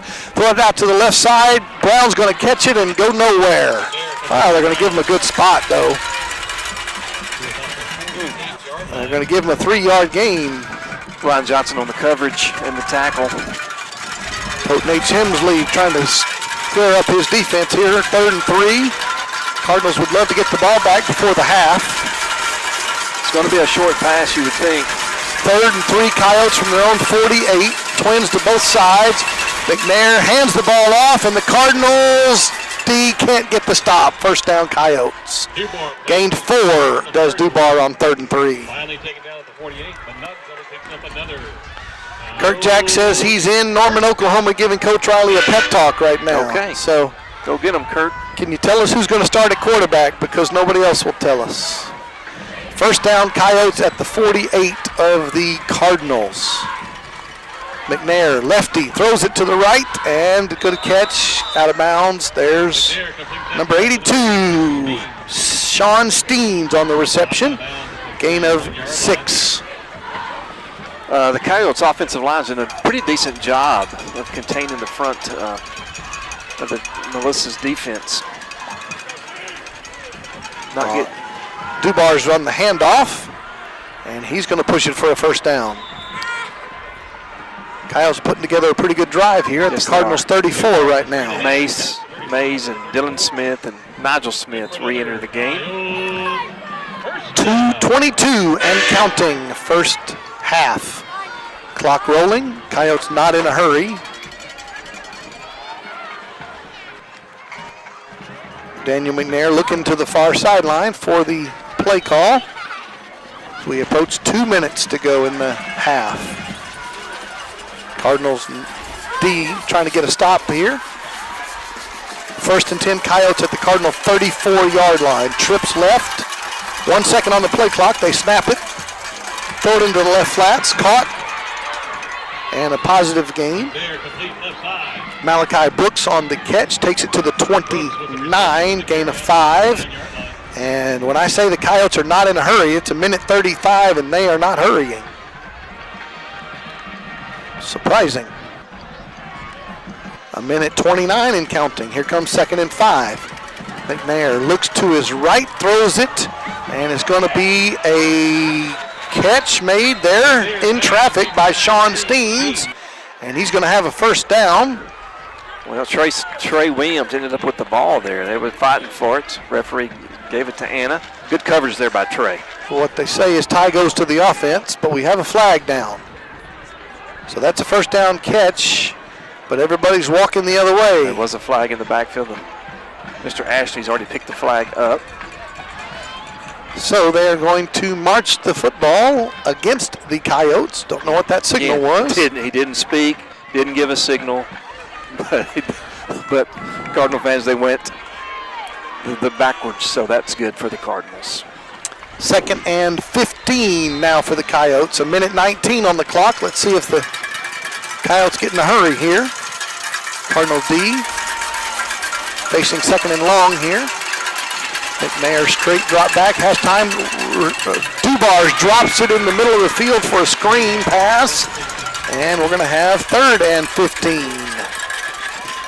1 minute, 14 seconds on the clock.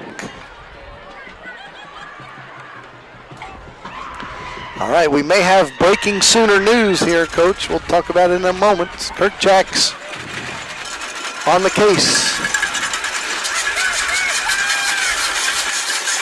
Here comes 3rd and 15, Coyotes from their own 38-yard line. McNair stumbles, steps back up, throws it to nobody. Good job, Trey. Trey Williams. Yes, sir, covering Steens. And it's 4th and 15. Now, you're not going to kick a field goal into this wind, so they're going to try to punt. They are at the Cardinal 38. Punting into the wind, hoping to pin the Cardinals deep. There's 1 minute and 8 seconds on the clock. Cardinals have 2 timeouts. Yes, sir. That's right. 21-6 lead. They use one now. And they do. Kirk Jack says apparently it's going to be Caleb Williams with the start. What happened is the student newspaper up there at OU was watching practice from some high-rise building on campus and leaked it out that They learned that from Barry, I guess. Williams was getting more snaps in practice than Spencer Rattler, and Coach Riley wasn't so happy about that, so he's not talking to the media. Spencer Rattler went from Heisman favorite, potential #1 overall pick to is he going to transfer? Ouch. It's a new world, Trey, in college football. And That's what Spencer Rattler, if you're listening, don't transfer. The transfer portal. Don't do it. Don't do it. Just in case he's listening, don't do it. Or Kirk Jack, if you connect with Mr.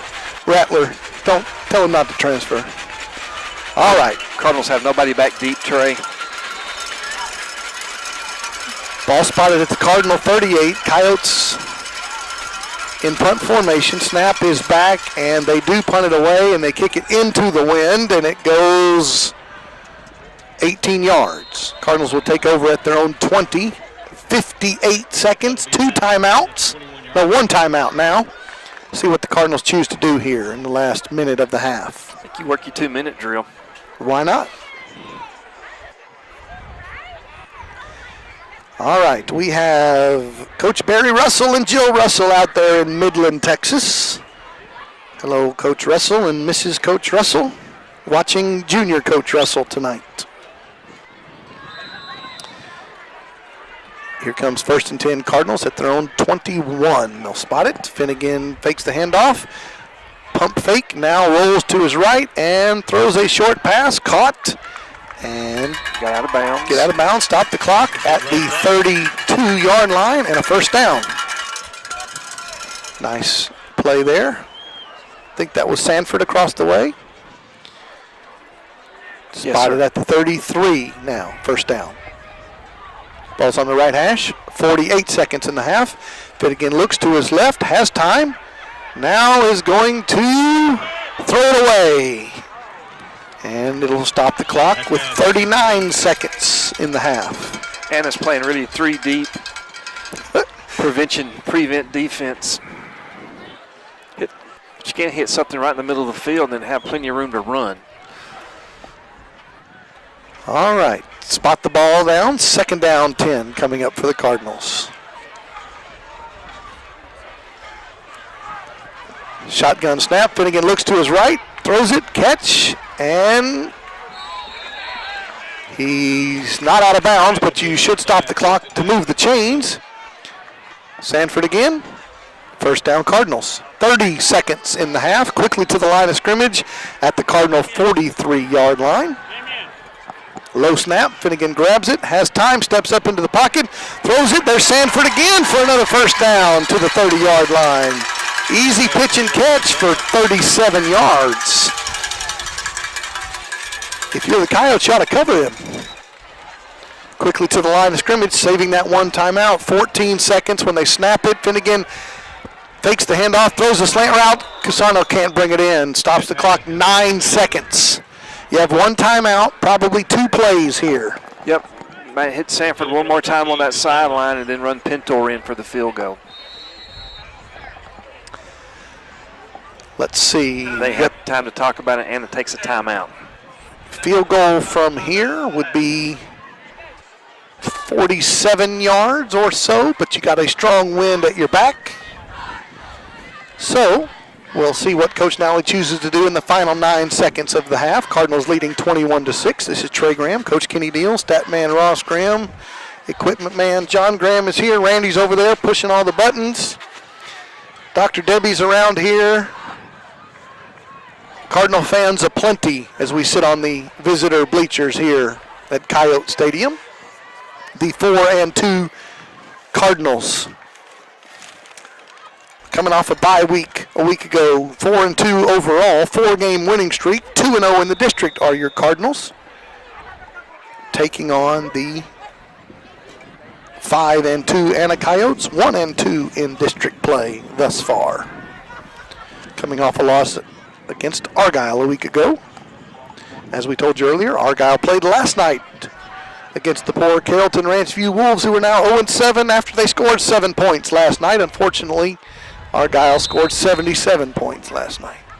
All right, after the timeout, here comes a second down play with 9 seconds. Finnegan's going to throw it, and it's going to be caught, and you got to get down on the ground. They're running around, and the clock is going to expire because we didn't get on the ground. That'll be the final play of the first half. Good catch by Cusano, but tried to break a tackle and couldn't get on the ground quick enough for the Cardinals to get the timeout called, and the clock expires.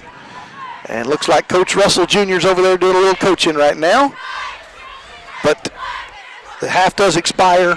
Cardinals lead 21-6, and Anna Coyotes are leaving their side of the field, heading north into their home locker room.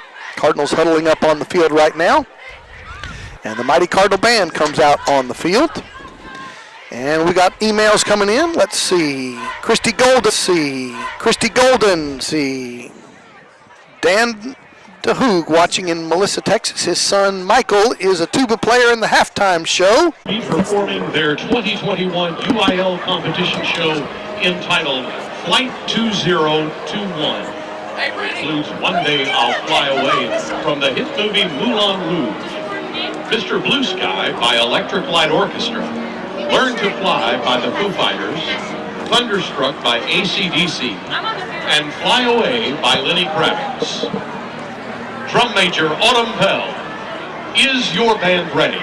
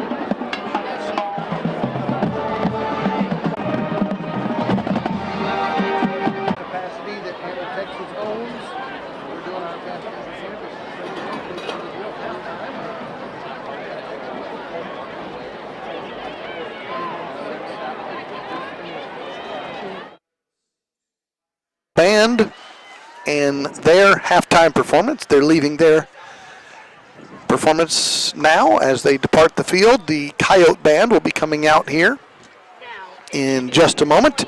Again, our score is 21-6. Cardinals leading the Coyotes. Sam Finnegan is 17 for 27 passing for 215 yards and 3 touchdowns in the first half. Those 3 touchdowns on to Gunnar Wilson. The leading carry tonight has 15 carries. That's Ashton Mitchell-Johnson. He has 96 yards on the ground so far tonight. He came into the game with 591 yards on the ground. So it's been a great night for the Cardinals. They got behind 6-0 on that very, very weird, mysterious touchdown at the first quarter. They were behind 6-0, and then they went for what turned out to be a 2-point play that we thought was a first and goal play. And so they were behind 6-0, and they've scored 3 touchdowns since then. They lead 21-6. We're going to take a break now and hear from a couple of our great sponsors, and then we'll come back and you get to listen to Coach Steele and I chat while the Coyote Band performs. We'll be right back. George James has been part of Melissa for 30 years and wants to say thank you to all of his clients and friends who have trusted him to buy and sell their homes. George has been honored as the magazine's best real estate agent and the #2 realtor in the nation with Hillwood Communities. George knows the ever-changing local real estate market inside and out, and he would love to help you with your next decision. Whether buying or selling, George will take care of you and your family. Call him today at 214-536-9994 or online at georgejames79.com. George James says, "Go Cardinals!"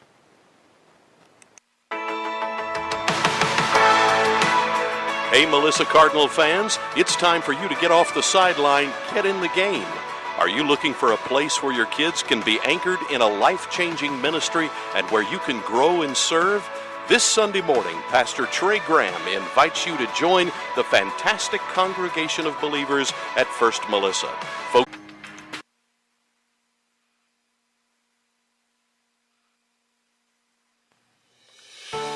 To compete at the highest level, you need reliable teammates to share the load, strong leadership, and unquestionable character. It's true in athletics, and it's true with financial services. At Independent Bank, we understand success on the field is a result of unseen hours of hard work and preparation long before the first whistle. Visit any of our branches and you'll find local bankers invested in the community, committed to building strong business partnerships and helping families reach their financial goals. Independent Bank is proud to be a part of Melissa Student Athletics. Go Cardinals! Member FDIC, Equal Housing Lender. George James has been part of Melissa for 30 years and wants to say thank you to all of his clients and friends who have trusted him to buy and sell their homes. George has been honored as the magazine's best real estate agent and the #2 realtor in the nation with Hillwood Communities.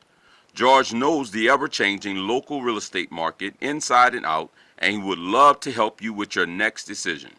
Whether buying or selling, George will take care of you and your family.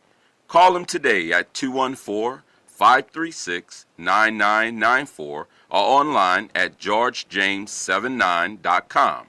George James says, "Go Cardinals!" Hi, this is State Representative Scott Sanford. You're listening to the Melissa Cardinals Network. Go Cardinals! Thank you to Representative Scott Sanford. We welcome you back to Anna, Texas. This is Trey Graham, Coach Kenny Deal, Stat Man Ross Graham, Equipment Man John Graham is here. Randy's over here trying to make all the buttons work. And we appreciate you joining us on the Melissa Cardinals Network for Friday Night Lights. Your Cardinals lead the Anna Coyotes by a score of 21-6. Both teams are back out on the field trying to conduct their warm-up activities as the Coyote Band finishes their performance. This is the Cardinals' 3rd district game of the year, trying to go to 3-0 in the district and 5-2 overall. They're on a 4-game winning streak as we speak. We thank you for emailing in mcnr@melissaisd.org, mcnr@melissaisd.org. And in case you're not fully aware, these halftime breaks by UIL rules right now are 28 minutes long, and it's our job to fill that airtime for 28 minutes every week. So we appreciate you joining us. The Cardinal band has already finished their performance, and now the Coyote band is finishing up. Cardinals offense and defense will be back out here in a moment. Coach, I gave you the stats from Ross Graham. Finnegan with the 3 touchdown passes. Sam with a great passing attack. Ashton Mitchell-Johnson almost 100 yards on the ground in the first half. Your thoughts about the Cardinals' performance? Really, the thoughts were, Trey, off to that slow start, those first 2 possessions where the Cardinals really couldn't get anything moving, and then caught the break on the unsportsmanlike penalty on Anna's second touchdown that got taken off the board, and then we held them, and then it was a good strong run by Ashton Mitchell-Johnson, and that really seemed to turn the tide, and Melissa has the momentum going forward with that, and the strong performance on the offensive side of the ball also by Matthew Sanford, who's done a tremendous job with tonight, just catching the ball and pushing it upfield, and so it's been just kind of methodical for the Cardinals offense tonight. Not a whole huge plays, but just moving the chains and putting points on the board here with 21-6. And I just look forward to us coming out and really dominating the second half and putting this away early in the third quarter.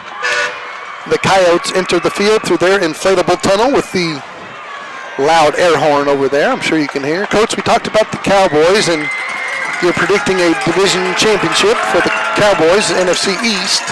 What about the Dallas Mavericks in the Jason Kidd era? Got any thoughts? Looking forward to it, Trey. It'll be different. It'll be a different look, and just I don't know how much Luka can improve, but looking forward to what be his 4th season in the NBA, and by all accounts, they're saying that Porzingis is looking healthier and has a little bit more burst on the court. So let's just see if Jason Kidd can really figure out how to use that tandem between the 2 of them. And they were supposed to be a dynamic duo, and that just never quite panned out the past 2 seasons. So I'm looking forward to it.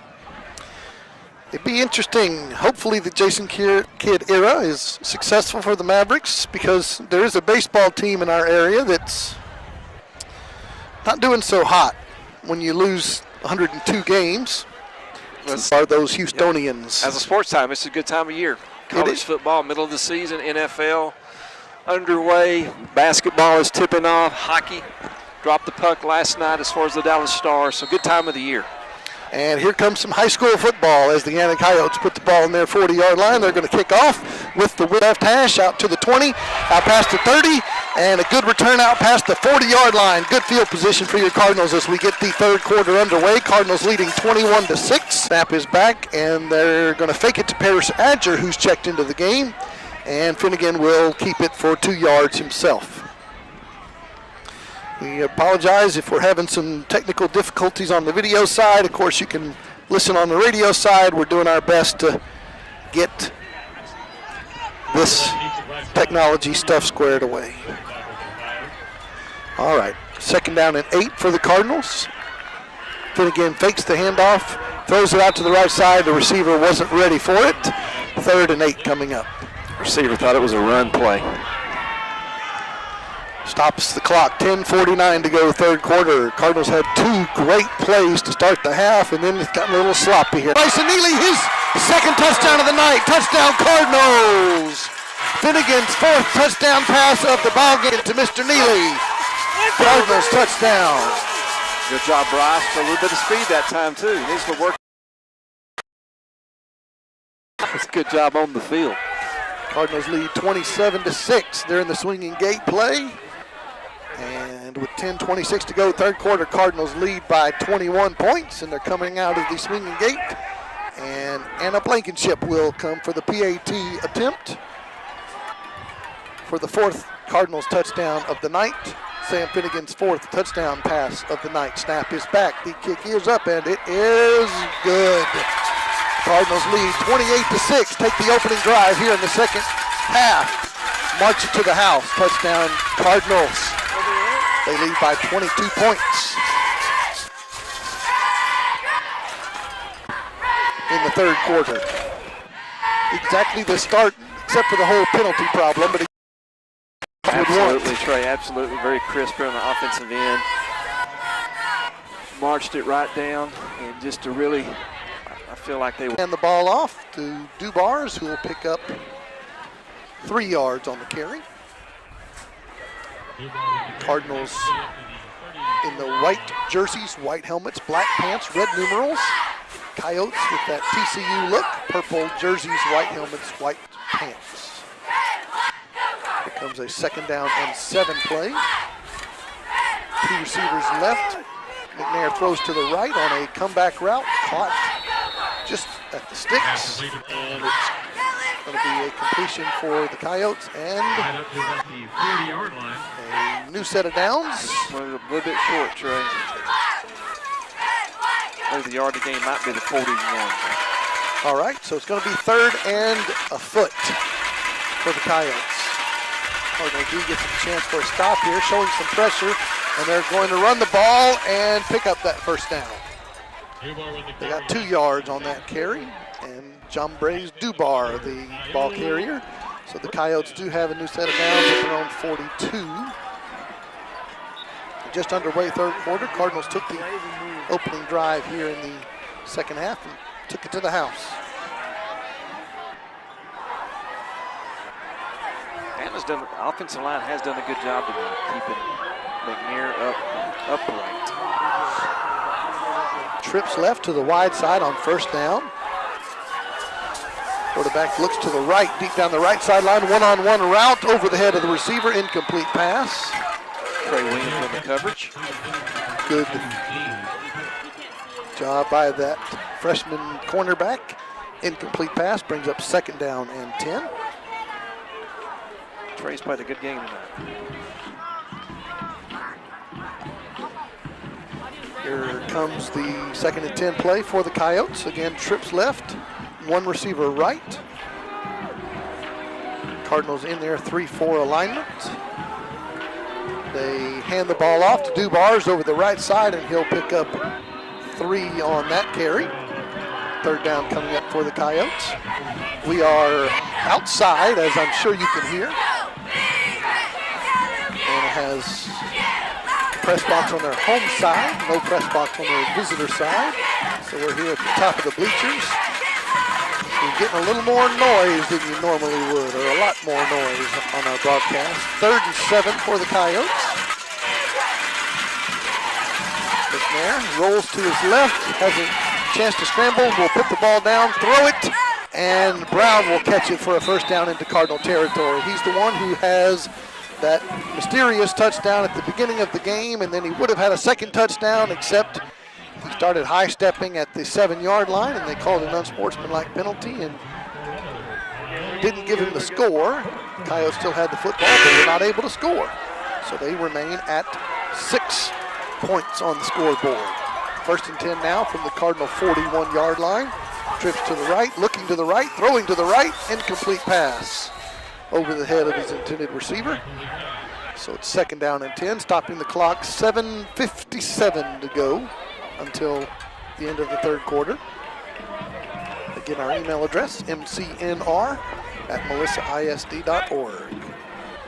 mcnr@melissaisd.org. Let us know if you're listening. If you're listening here in the stands, you can email us and come by and say hello if you'd like. 2nd down 10, McNair throws it to the right flats, complete.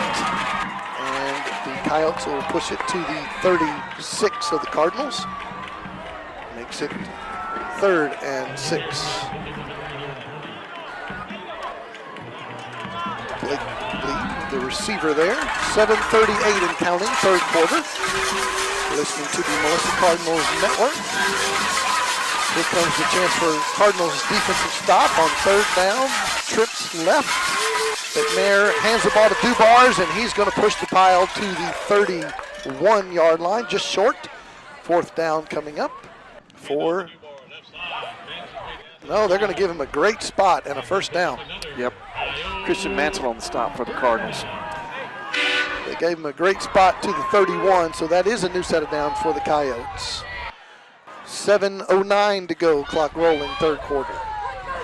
Twins to both sides. McNair, the lefty, in the shotguns. Number 7 hands the ball off to number 1, Dubars, and goes nowhere. Whole flock of Cardinals there on that tackle. Jason Cave. Break Bill. Mantle in there again, number 62.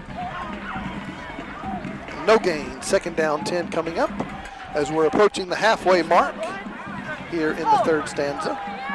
We do invite you and your family to worship with us at First Melissa Sunday mornings, 9 a.m. or 10:15 a.m. in person, 11:30 a.m. online. Go to firstmelissa.com.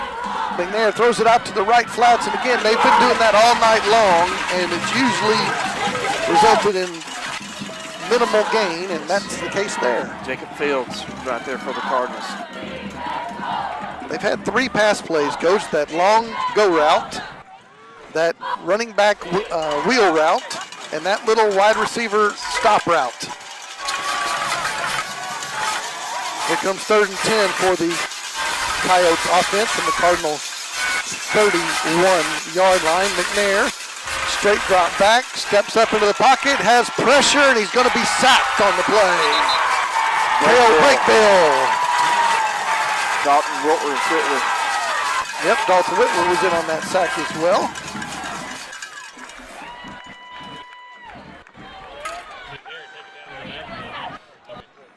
Here comes 4th down and 17 for the Coyotes. They have the wind at their back here in the 3rd quarter.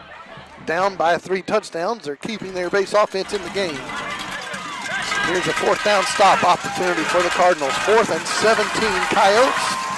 Straight drop back. McNair has time, throws it post route into the middle of the field. It's going to be an incomplete pass. Ball goes over on down. Cardinals offense takes over. Williams and Field on the coverage are back there for the Cardinals. Cardinals D gets the stop they were looking for. Ball goes over on downs with 5:02 to go, 3rd quarter. Sam Finnegan, Ashton Mitchell-Johnson come back out on the field. Matt Sanford at one of the receiver spots. Bryson Neely at the tight end spot. He's got 2 touchdown passes tonight. Here comes the Cardinals offense. 1st down and throw, 37-yard line. Hand the ball off to Ashton Mitchell-Johnson, who's over 100 on the night. He's turning the corner at the 50, at the 40, at the 30, breaks a tackle, 20, 10, 5, touchdown Cardinals! Touchdown Cardinals! Ashton Mitchell-Johnson, 62 yards to the house. Great run by Ashton Mitchell-Johnson. Been very strong here in the 2nd half. Great block by Bryson Neely. Continue his block down the field. Ashton's running over to the student section to make sure they're excited. 4:49 to go. 3rd quarter. 62 yards for Ashton Mitchell-Johnson, who's approaching 200 yards on the night rushing. We'll check with Ross Graham here in a moment. And here comes the PAT attempt. Pintor's kick is up and good. Cardinals lead 35-6.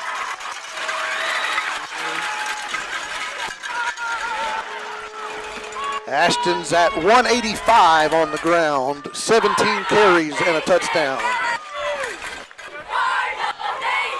That's the All-Texoma stat man Ross Graham keeping our spreadsheet updated. Finnegan now 19 for 30 passing, 257 with 4 touchdowns. 2 to Bryson Neely, 1 to Walker Overman, 1 to Gunnar Wilson. Thanks for emailing in or using the chat feature on the Mixlr app, MIXLR. I hope you are following the Melissa Cardinals Network on Facebook. We keep you updated with stats and news and broadcast information. Melissa Cardinals Network on Facebook. And follow and subscribe to the Melissa ISD YouTube channel. Of course, you can watch this broadcast of our varsity football games, lots of other school district information. You can also watch our Cardinals scoreboard show that we record every Monday evening at the Dugout Sports Grill at the Z-Plex. The restaurant will be open to the public in just a couple of weeks, and you'll be able to join us at the Dugout. Anna Blankenship puts the ball on the 40-yard line, kicks it into the wind, and it'll be fair caught by the Coyotes. They'll start at their 27 this time.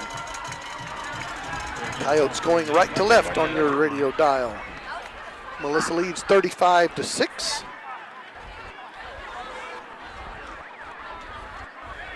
Did we mention Army at Wisconsin, Coach? Big travel for the Black Knights. I think that's number 6, I believe. Is that what it is? I think so. Okay. I'm sure the fans listening at home can confirm. Okay. Go to Big Ten country, do the Black Knights. Late substitution for the Cardinals D, and McNair's going to throw it deep down the right sideline, and a flag comes in, another flag comes in, an incomplete pass, and that's been one of their only successful opportunities is that go route to Brown, and we'll see what the flags are. Number 88, the junior Jonathan Brown, a very talented receiver for the Coyotes. And we're going to have a first down pass, incomplete, and the flag is going to result in a pass interference penalty called against the Cardinals. 15 yards will mark it to the 42 of the Coyotes as they trail your Cardinals 35-6. After the DPI, here comes a new set of downs for the Purple People. Snap is back. Fake the handoff to Dubars. Throw that little receiver screen, and this time it's successful on the right side. That's what they've been trying to do all night, and it finally works for the Coyotes. And they push it deep into Cardinal territory. Luke Fowler got him out of bounds. They're going to spot the football at the 26 of the Cardinals. Coyotes trail 35-6. Threatening here on this drive. 4:29 to go, third quarter.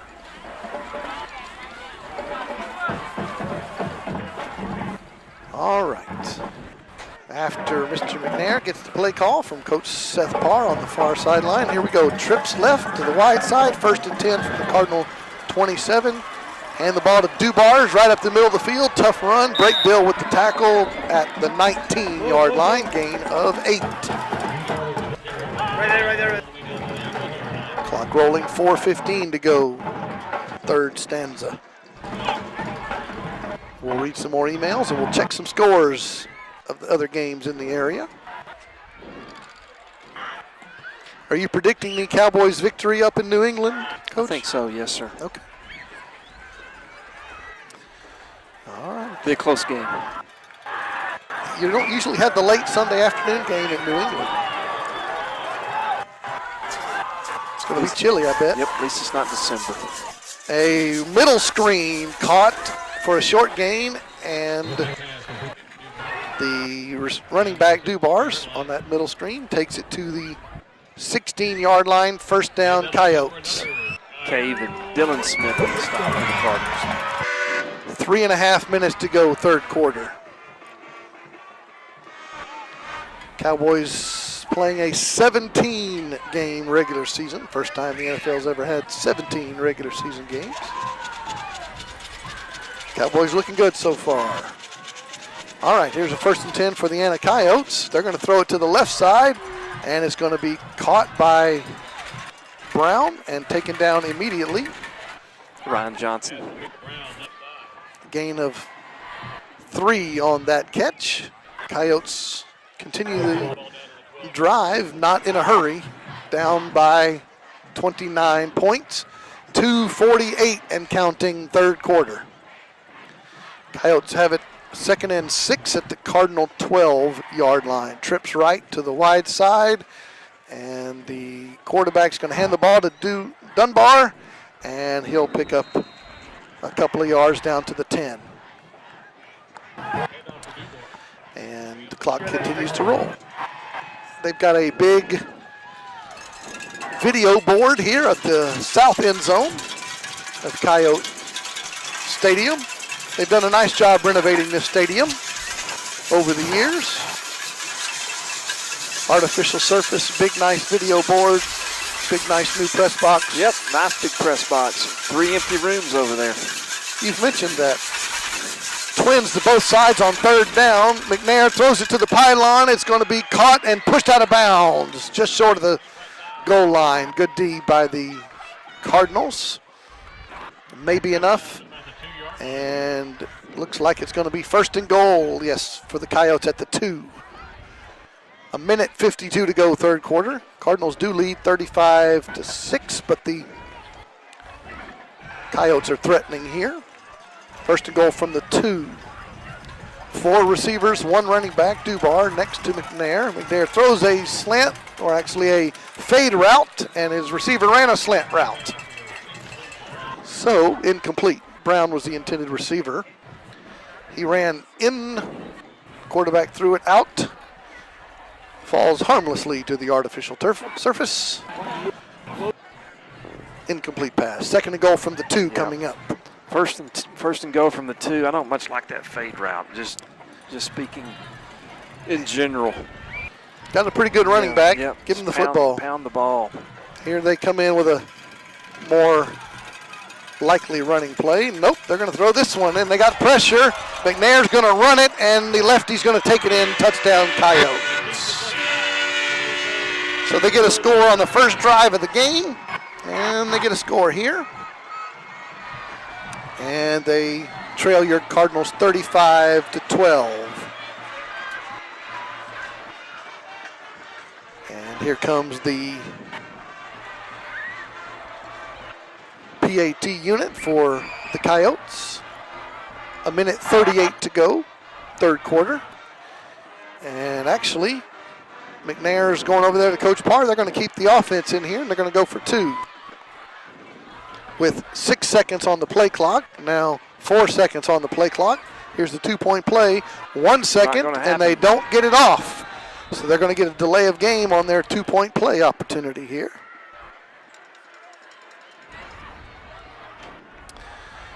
Clock does not move on an extra point, so it stays at 1:38. Back them up 5 yards. So put the ball at the 8 instead of the 3. And his offense stays on there for the 2-point opportunity. 35-12 is our score, pending this extra point opportunity. Trips right, 1 receiver left is Brown. Dubar next to McNair in the shotgun. Here's the 2-point play. McNair's going to run a little toss sweep, and the Cardinals defense blows it up. Nope, did not have a chance. Not quite the play call that you might have wanted there. Little strange looking toss sweep and goes nowhere. Score remains 35-12. 1:38 on the third quarter clock. Mr. Randy's doing a good job over there putting all these buttons together. Thank you for your work. You are listening to the Melissa Cardinals Network. We do thank Scott Birmingham Insurance, Maria's Mexican Restaurant, among other great sponsors, the Dugout Sports Grill, Melissa Sports LLC, George James Real Estate. Thank you for being great sponsors, the First Melissa Church family, Casey Rainey Realtor. Lots of wonderful folks bring us these broadcasts every week. We appreciate their support. 35-12, Cardinals with the lead, about to get the football back. Coyotes on their own 40-yard line. Coyotes going right to left on your radio dial. Kicking with the wind, kicking it deep. Cardinals taking it at the 10-yard line, up the right hash, past the 20. And breaking through some tackles, ball's on the ground, and the Coyotes have it. And they have the opportunity to run it back, and it's going to be a special teams touchdown fumble return score by the Coyotes. The Trey, as excited as they are on the end of the sideline, it is going to come back because they were offsides on the kickoff. Well, where's the flag, sir? Oh, right there. Okay. 43-yard line. Yes, sir. Okay, so Cardinals kickoff return unit brought it out on a tough return. On the hit, the ball came loose, grabbed in the air by the Coyotes kick coverage unit, and they took it in for an apparent special teams touchdown. And that was for the Coyotes, Grayson Stewart, sophomore linebacker, who was quite happy to take the ball into the end zone, but as Coach Steele just told you, their kickoff unit was offside. Flag came out immediately. So, erased that touchdown. And it's still 35-12. Back them up to the 35-yard line where they'll kick off like it never happened. But it does remind us that ball protection, especially on special teams, you got to protect the football. Turnovers are going to be major when we get later on here in this season. All right, re-kick, and it's another deep line drive, this time taken by the Cardinals at the 17-yard line, past the 20, past the 30, past the 40, out to the 47-yard line. Nice return there of 30 yards by Paris Adger. Parrish found a straight line and just stayed on it. Picked up great positive yardage on that return. Cardinals in excellent field position. Melissa leads 35-12.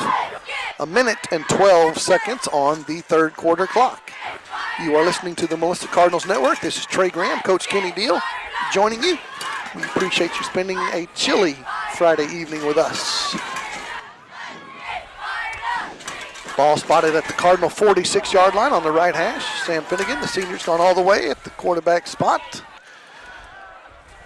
Bryson Neely at the wing back to the right. Motion man is Cusano, goes back. And they'll hand the ball off to Adejokin, breaks through the hole at the 40. 41-yard line, they'll spot him. Gain of 13 for sophomore number 21. Right side of the offensive line has just done an excellent job tonight. Opened up huge holes for the running backs. Quickly to the line of scrimmage. Cardinals with two receivers. Fake it to Adejokin, throw it out there to Sanford, who's working out his audition for the offensive player of the game. He takes it to the 30-yard line, gain of 12 and a first down. How many catches is that, Mr. Ross? Coach will look on the screen, I'm sure. There's Finnegan under pressure, throws it into the end zone, and it's going to be tipped away, incomplete pass. Sam had to get rid of that in a hurry. He was under duress. Cusano was the intended receiver. Yeah, bounced right off a Coyote's helmet.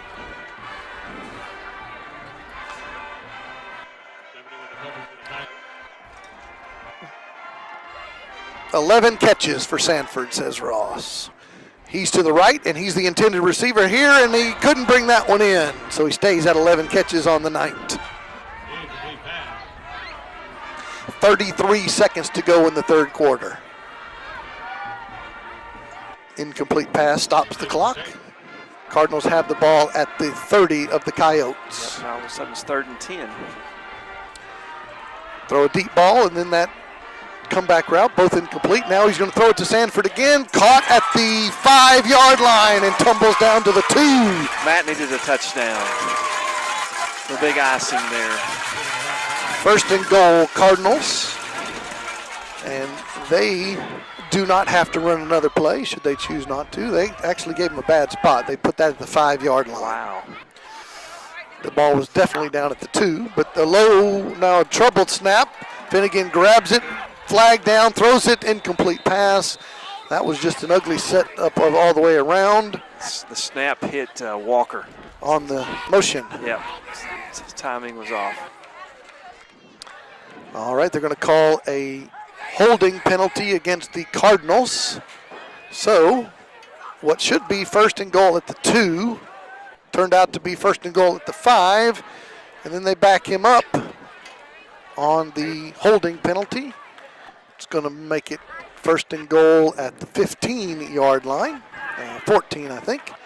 And Cardinals again do not have to run another play. Mr. Ashby starts the clock. It's not going to start the play not starting yet on that game clock. Incompletion. Okay, Finnegan throws it into the end zone. It's going to be caught at the pylon, and touchdown Cardinals. That would be Matt Sanford. He gets the score. The Cardinals put another 6 on the board. 41-12 with 15 seconds to go, third quarter.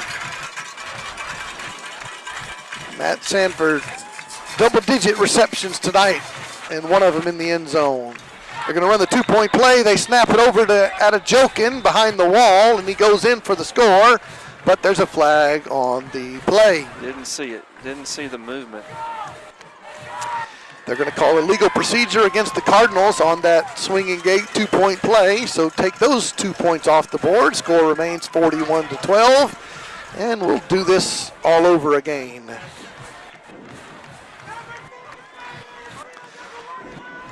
Pintor will kick it now after the 5-yard walk-off. Mr. Overman on the hold. Cardinals lead 41-12. Here comes the PAT opportunity number 6 tonight. It's a low snap. Walker's going to pick it up on a fire call, and he's going to throw it into the end zone and out of the end zone. Incomplete pass, and the score will remain 41-12. 15 seconds to go, third quarter. 41-12 is the score. That Finnegan to Matt Sanford touchdown pass. And we appreciate those who are emailing in, mcnr@melissaisd.org, mcnr@melissaisd.org.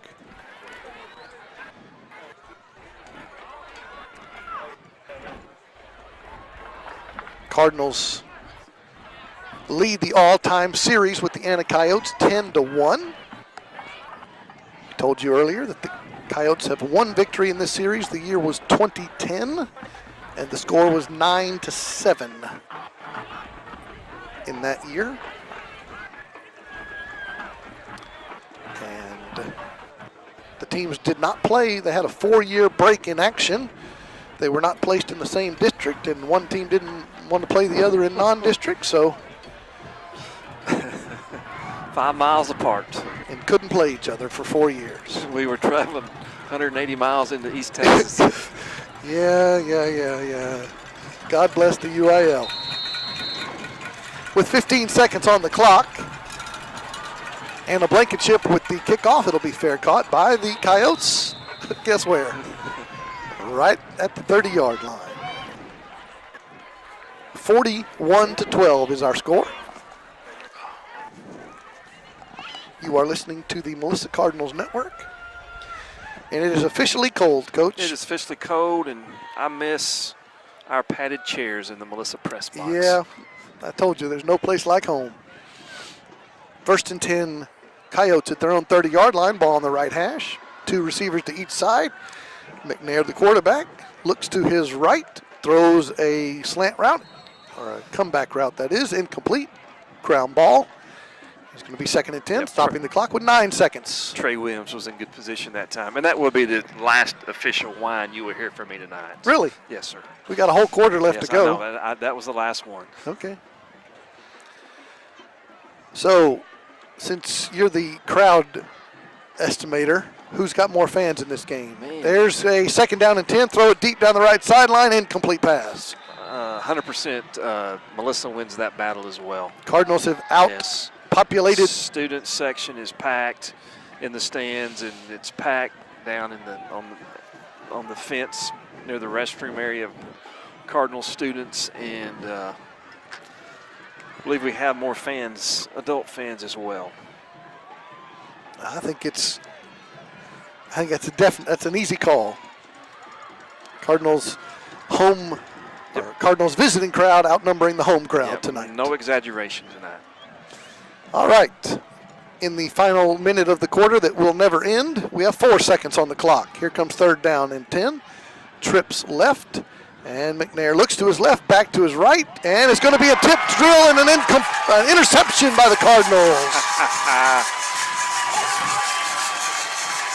All right, big man gets the interception. Mateo Valdez.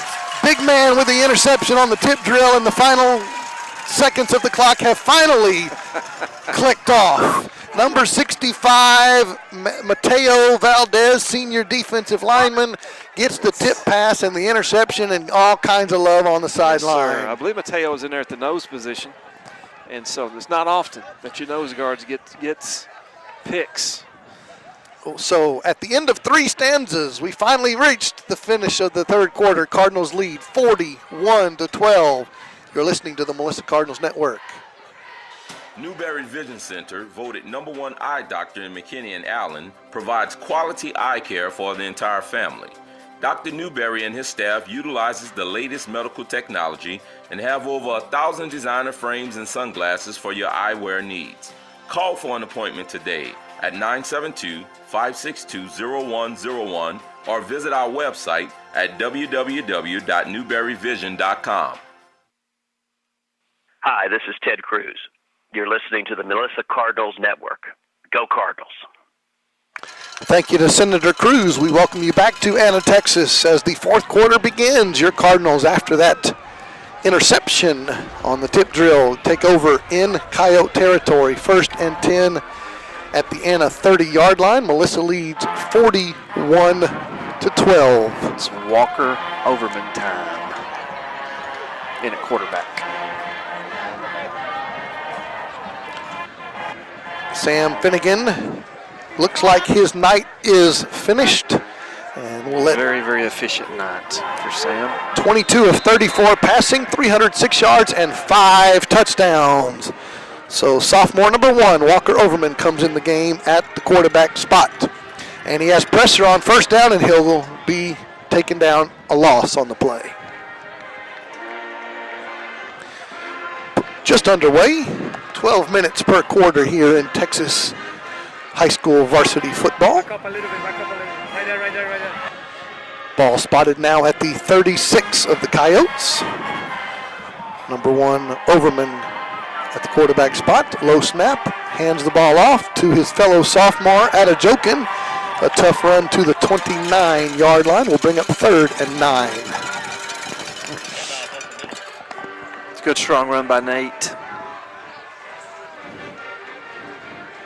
Lots of substitutions for the Cardinals at this point in time.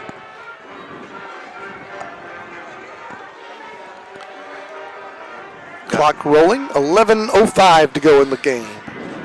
Got Carson Surratt playing left offensive tackle, with Lance Riley playing left guard. Here comes 3rd down, we'll call it 8. Give it to Adajokin, tough run over the left side. And they'll spot it at the 23-yard line. 4th and 3 coming up. Clock rolling, 10.5 minutes to go in the game. Cardinals base offense stays out on the game. 4th and 3 coming up. 4th and 1. Sorry, reading the scoreboard. Overman on quarterback keeper is going to turn the corner and pick up a 1st down. Good job, Walker. Stop the clock when they move the chains. 10:13 to go in the game. Cardinals are going to get the winning streak to 5 tonight. And the all-time series still going to only have 1 on that side of the column. Trips left on 1st down, low snap. Overman runs the duck play, and he'll take it to the 14-yard line. That means you just put your head down and run and duck right behind the running back who leads you in the hole. And the quarterback picks up positive yardage, 5 on the carry. James Gadsden in the backfield right now for the Cardinals at running back position. 2nd and 5 from the 14 of the Coyotes. Overman rolls to his right-handed quarterback, and throws it, and out of bounds, incomplete. Too wide on that throw, makes it 3rd and 5. Pass was intended for Chris Morton, number 88. Coach is going to keep the substitution announcements going because we got lots of them. Lots of them in the game. Good to see lots of other guys getting in there.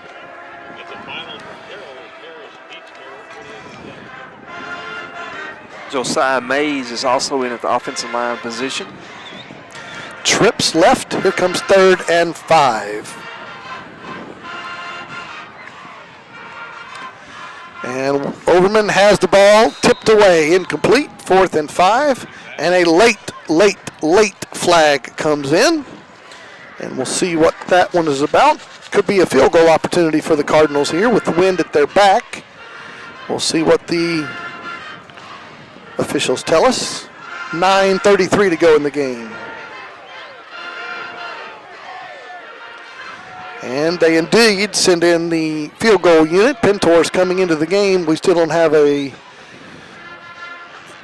declaration of what this penalty flag is. Mr. Ashby now faces to the home press box. But before that, he goes to talk to Coach Parr. P-A-R-R, by the way, in case you're curious. An eligible man downfield against the Cardinals declined, so it is 4th down, so we will have a field goal opportunity. Overman, who's been in the game at the quarterback on this drive, who has a touchdown reception tonight, is the holder. And this is a 31-yard field goal attempt from Pintor with the wind at his back. The kick is up, and it is good. Cardinals lead 44-12. Cardinals are going to get out of here with a W tonight. Let's check some other scores. Other teams getting their wins tonight. We have Allen hanging on and beating Denton Geyer at Denton Geyer, 38-31. Allen Eagles with the victory. Sunnyvale all over Community, 36-0. Ouch. Mount Vernon 56, Bonham 0. Final score. Salina, ouch, 70. Crum Bobcats 7. At the end of a quarter, it was Paris 7 and Terrell 7. At the end of the game, it's Paris 28 and Terrell 7. Okay. So that's going to make my bracketology a little more interesting right there. Pleasant Grove, final score 60-0 over the North Lamar Panthers. And we mentioned last night in our district, Argyle defeated Ranch View 77-7. Some games still in action, late games like us. Leonard leads Blue Ridge 39-0, middle of the 4th quarter there. Stephenville Yellow Jackets, which might be a name we pay attention to later on. They lead Alvarado 56-0. Number 2 team in the state. 4th quarter. Here comes the Cardinals kickoff after the field goal taken by the Coyotes at their 7-yard line, out past the 10 and out past the 20 and out past the 30 and taken down at the 35-yard line. Jacob Fields on the stop. We have 9:19 to go in the game.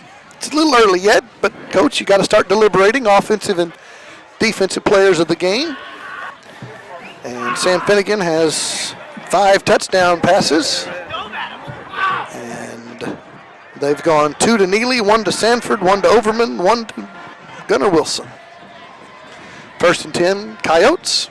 Hand the ball off over the left side and picking up about 2 on the carry.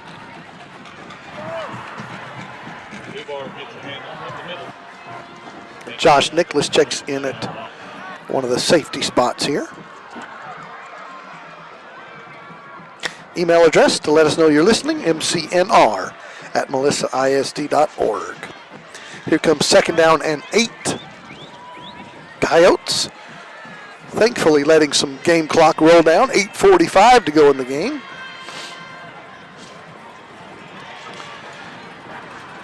McNair still in the game at quarterback, hands the ball off to Dubars, and he's going to have a positive play out to the right side, showing some good speed into Cardinal territory. He'll be pushed out of bounds at the 30-yard line. That's 33 yards on the carry for number 1 for the Coyotes, junior running back Jombraze Dubar. Trey Williams pushed him out of bounds. 1st and 10 Coyotes at the Cardinal 30. The score is 44-12. 4 receivers for the Coyotes. Looking to his right, throwing to his right, catching it for the Coyotes. And another positive play. That is Sean Steens, sophomore receiver, number 82 on the reception. Nichols on the stop. They'll spot the ball at the 20 of the Cardinals. Coyotes now going into the wind. They're headed to the north, left to right as you watch it on your screen. And they're going to hand the ball off to the Coyotes, and they'll pick up none yards on the play. Lance Riley in on the tackle, along with Mateo Valdez. He who has an interception tonight. 8 minutes to go in the game. Cardinals on the right side of the scoreboard tonight here in Anna. Twins to both sides on 2nd and 10. Lefty rolls to his left, throws it back across the middle of the field. Wide open receiver with the catch. The ball's on the ground. The Cardinals are going to pick it up and get a turnover and a decent return. And here, the Cardinals offense will come back out on the field with 7:40 to go in the game. Stop that drive.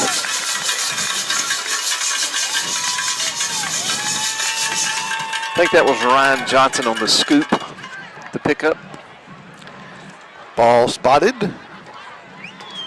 at the Cardinal 21-yard line. Walker Overman, jersey number 1, comes out. He's got James Gadsden in the backfield next to him as the substitutions continue for Coach Matt Nally, whose team is about to finalize a 5-game winning streak after an 0-2 start. Low snap, and they'll give it to Gadsden going left, and he's going to be stopped at the line of scrimmage. 7.5 minutes to go in the game. Let's keep that clock rolling. Cardinals are going to go to 5-2 overall. Most importantly, they're going to go to 3-0 in the district and keep their pole position for the number 1 seed in the playoffs. We do remind you to join us Monday evenings. Go to YouTube and search for Melissa ISD. You can watch our Cardinal scoreboard show that we broadcast every week from the Dugout Sports Grill. Overman to the left side completes the pass for a first down. That's to Miles Williams, senior receiver. That's his first reception of the season. Coaches like to get a lot of players in and keep everybody healthy and get some experience for some other guys in a situation like this. 1st and 10 at the 35. Fake it and throw it to Bryson Neely. It's going to be a nice throw and a catch and into Coyote territory at the 46-yard line. That's 19 on the throw and catch. Well, they'll give him up to the 45, so make it 20 for the stat sheet. Twins right, split left. Overman rolls to his right, throws it deep down the right sideline into traffic, incomplete. Stop the clock, 6:22 to go in the ball game. Looking for Ahmad May. Young man has a great personality. Sweet kid. Here comes 2nd down and 10 from the Coyote 45-yard line. Overman will hand the ball off, going left, and falling forward for about 3 yards. Gadsden on the play. Our friend Doug Zatto, as in the Doug Out Sports Grill, checks in. Aledo victorious over Timberview, 35-21, but why that really matters? District win number 100 in a row. District win number 100 in a row. They are a machine. For Aledo. And our friend Joe Williams, assistant coach for Aledo, formerly assistant coach for the Cardinals. not an overall winning streak, but a district winning streak. 100 games in a row. All right, Overman's going to throw the pass over the middle of the field. It's going to be intercepted by the Coyotes. And they're going to take over at their own 32-yard line with 5:31 to go in the game. So again, the Dugout Sports Grill, the newest restaurant coming to Melissa, will be open in a couple of weeks. It's located at the Z-Plex. If you don't know what that is, that's where all the baseball and softball fields are on the east side of town. We broadcast our Cardinal Scoreboard show and record it there every Monday night. You'll get to join us in person in a couple of weeks. Before the first play of this drive, it's an illegal procedure penalty against the Coyotes. We'll back them up. It'll be 1st and 15. We have 5.5 minutes to go in the game. Coach, have you begun your deliberations? Yes, sir. Okay. Have you reached a verdict? Yes. Okay, it's a little early. I'm just making sure if you're on the ball over there. Good. I'm good. I'm still awake and a little chilly? Yes. Okay. But I said I wasn't going to whine anymore. No, you didn't. So. I asked the question. You have to answer the question. All right, after the penalty, 1st and 15. McNair still in the game, throws it left on that little wide receiver stop route. They've run all night long, and they pick up none yards on the play. Good job over there. That was Ryan Johnson again, along with number 22, Cord Cruz. 5:22 in the game. And there's going to be a penalty flag against your Cardinals defense. And they'll march it all the way down to the 42 of the Coyotes.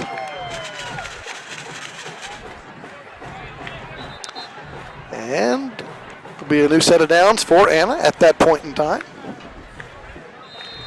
Mr. Ashby, the referee, runs the game clock. Coyotes, no huddle, but not in a hurry. Ball's on the left hash, Twins to the right, to the wide side, and the lefty quarterback is going to hand the ball off to Dubars, and he makes a cut in the hole, and he'll take it to the midfield stripe for a gain of 8. All right, Ashton Mitchell, Johnson Ross, is that still our final count? 185 on the ground? Mario Guzman is the stop for the Cardinals. 185 for Ashton. Rushing yards, 185. Just confirming that with you. Okay. And Dubar is going to take the handoff. He's been the leading rusher for the Coyotes tonight and on the season, and he'll pick up a first down.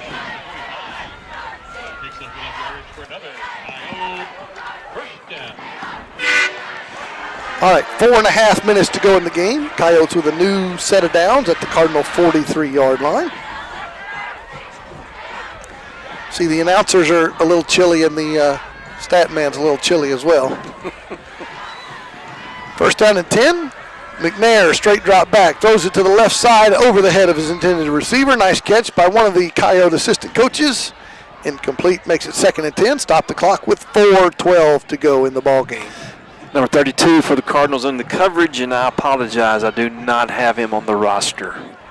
Do you have an updated roster, Trey? I do not have a 32 either, okay, sir.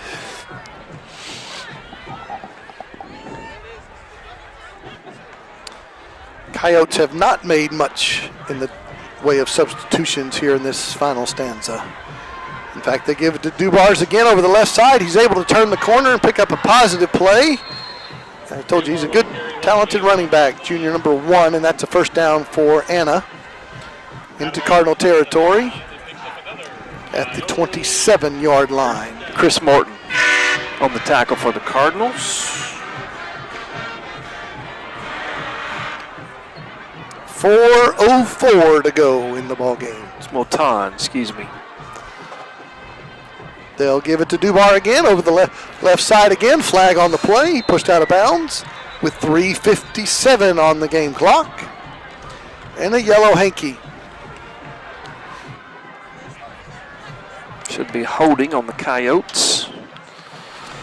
Remember to be by the channel next Friday. Carrollton Ranch View comes to Cardinal Stadium. 7 o'clock pregame show, 7:30 kickoff. 7:30 Central Time. I know we have folks all over the country and all over the world. Check your local listings. It is a holding penalty against the Coyotes. Back them up to their 34-yard line. It was very good to hear that Billy Grimes is listening back in Leonard, Texas, and his daughter's lifelong Leonard resident that you mentioned earlier, Trey. Like lifelong older than you, huh? Yes, sir. Yes, sir. Wow. All right, Twiz to both sides on first down. Give it to Dubars, and he's going to run it over the left tackle to the 26-yard line. Gain of 7 for the Coyotes. Brings up second down and 9. 3:40 and counting in the ball game. Xander Gonzalez checks in for the Cardinals D. Coyotes, thankfully, letting that game clock roll. 3:20 to go in the game. After this drive, we're going to get our announcements for the offensive and defensive players of the game. Second down and 9, Coyotes. McNair straight drop back, steps up into the pocket, throws it into traffic, incomplete pass. Lucky he got away with that one. Threw that into quadruple coverage. 3rd and 9 coming up, 3:08 to go in the ball game. This is the Melissa Cardinals Network.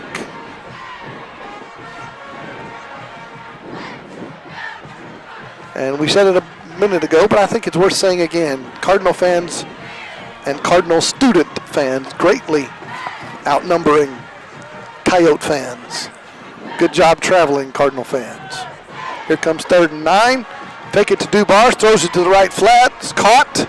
One move, a tough run to the 20, let's call it the 19-yard line. It's going to be 4th down for the Coyotes. Xander Gonzalez on the stop for the Cardinals. And this is an Anna team that, has a winning record this season. Yes, sir. 5-2 coming into tonight.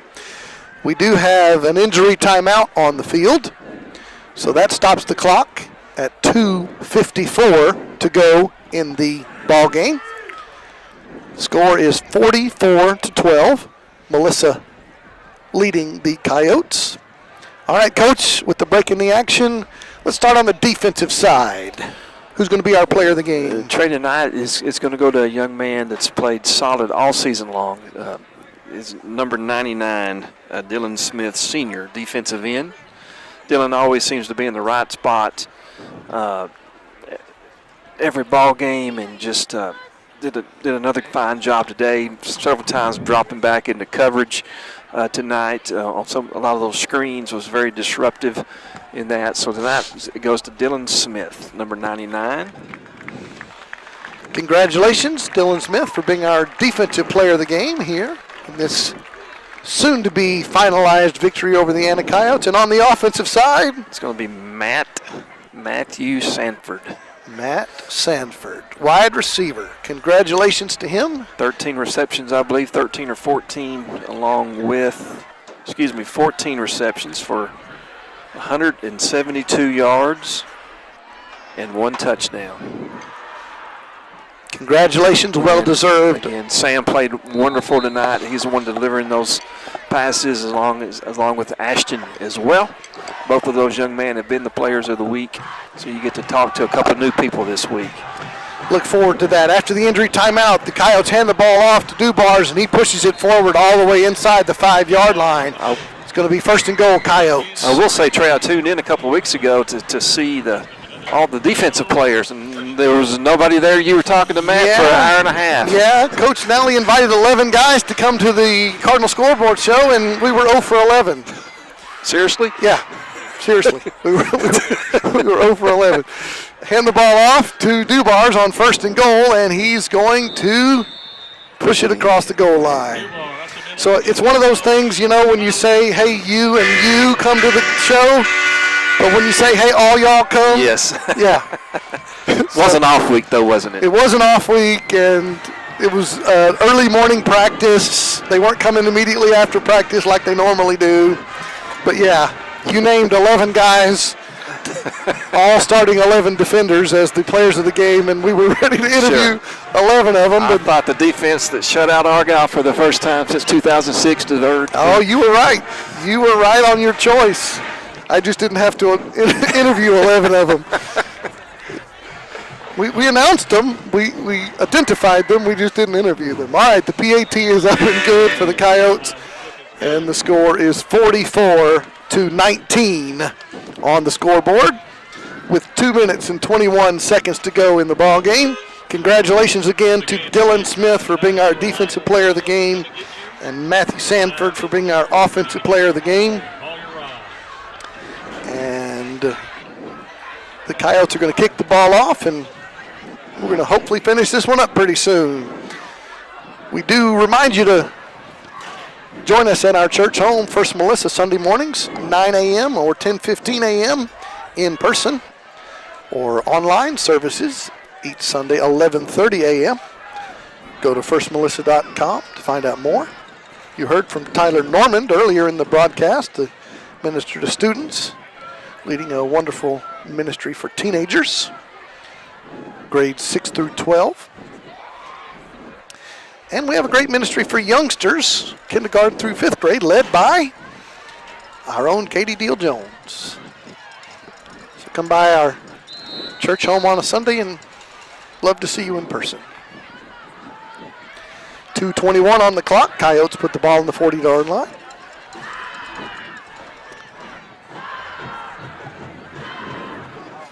Here comes the kickoff into the wind. Pretty good kick into the wind. Cardinals take it at the 15-yard line.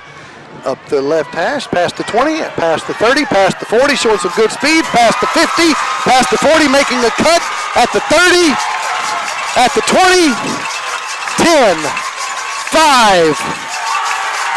Touchdown Cardinals! Jacob Fields. Tremendous athlete.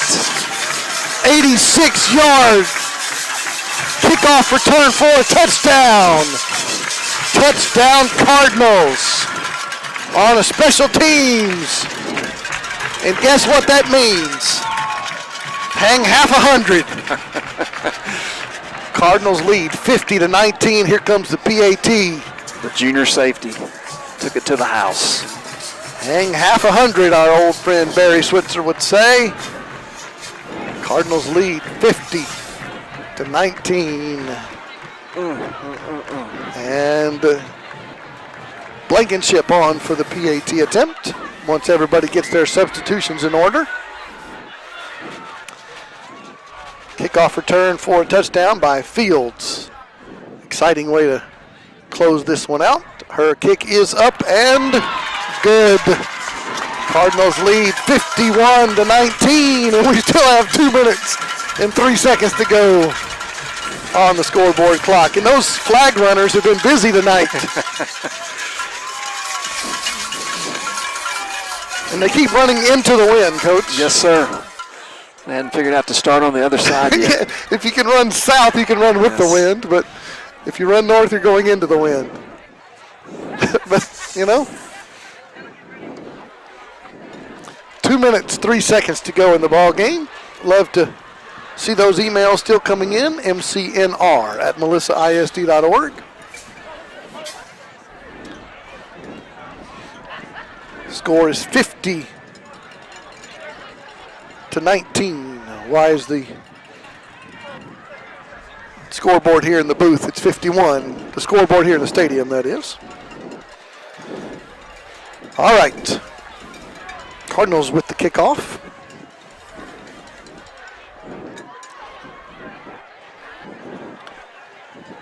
Put the ball on the 40-yard line. Let's see how much time the Coyotes can run off when they get the football back.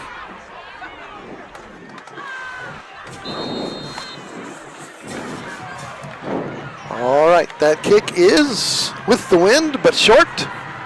And fair caught by the Coyotes at their own 28-yard line. Our friends from New Zealand checking in, Brent and Ella Romney.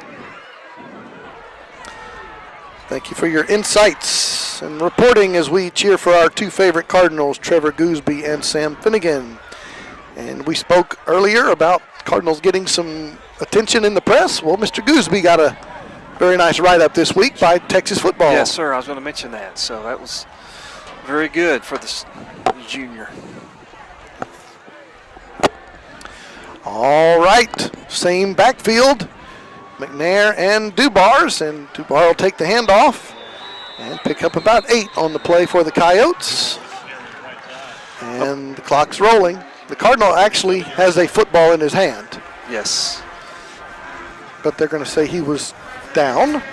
That was Mateo again, Trey. He likes the football. I'm looking forward to seeing Trevor on the basketball court here much later. 90 seconds to go in the game. Cardinals leading 51-19. And they're going to fake it to Dubar. McNair, the lefty's going to roll to his left, have pressure, and going to slide down. Court crew's got him to the ground. 70 seconds to go in the game.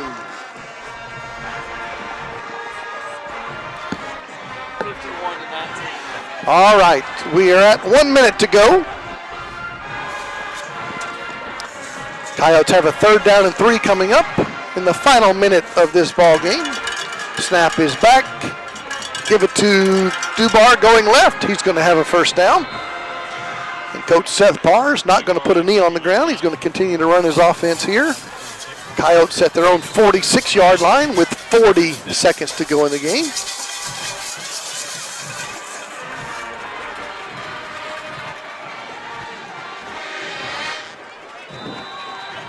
And we have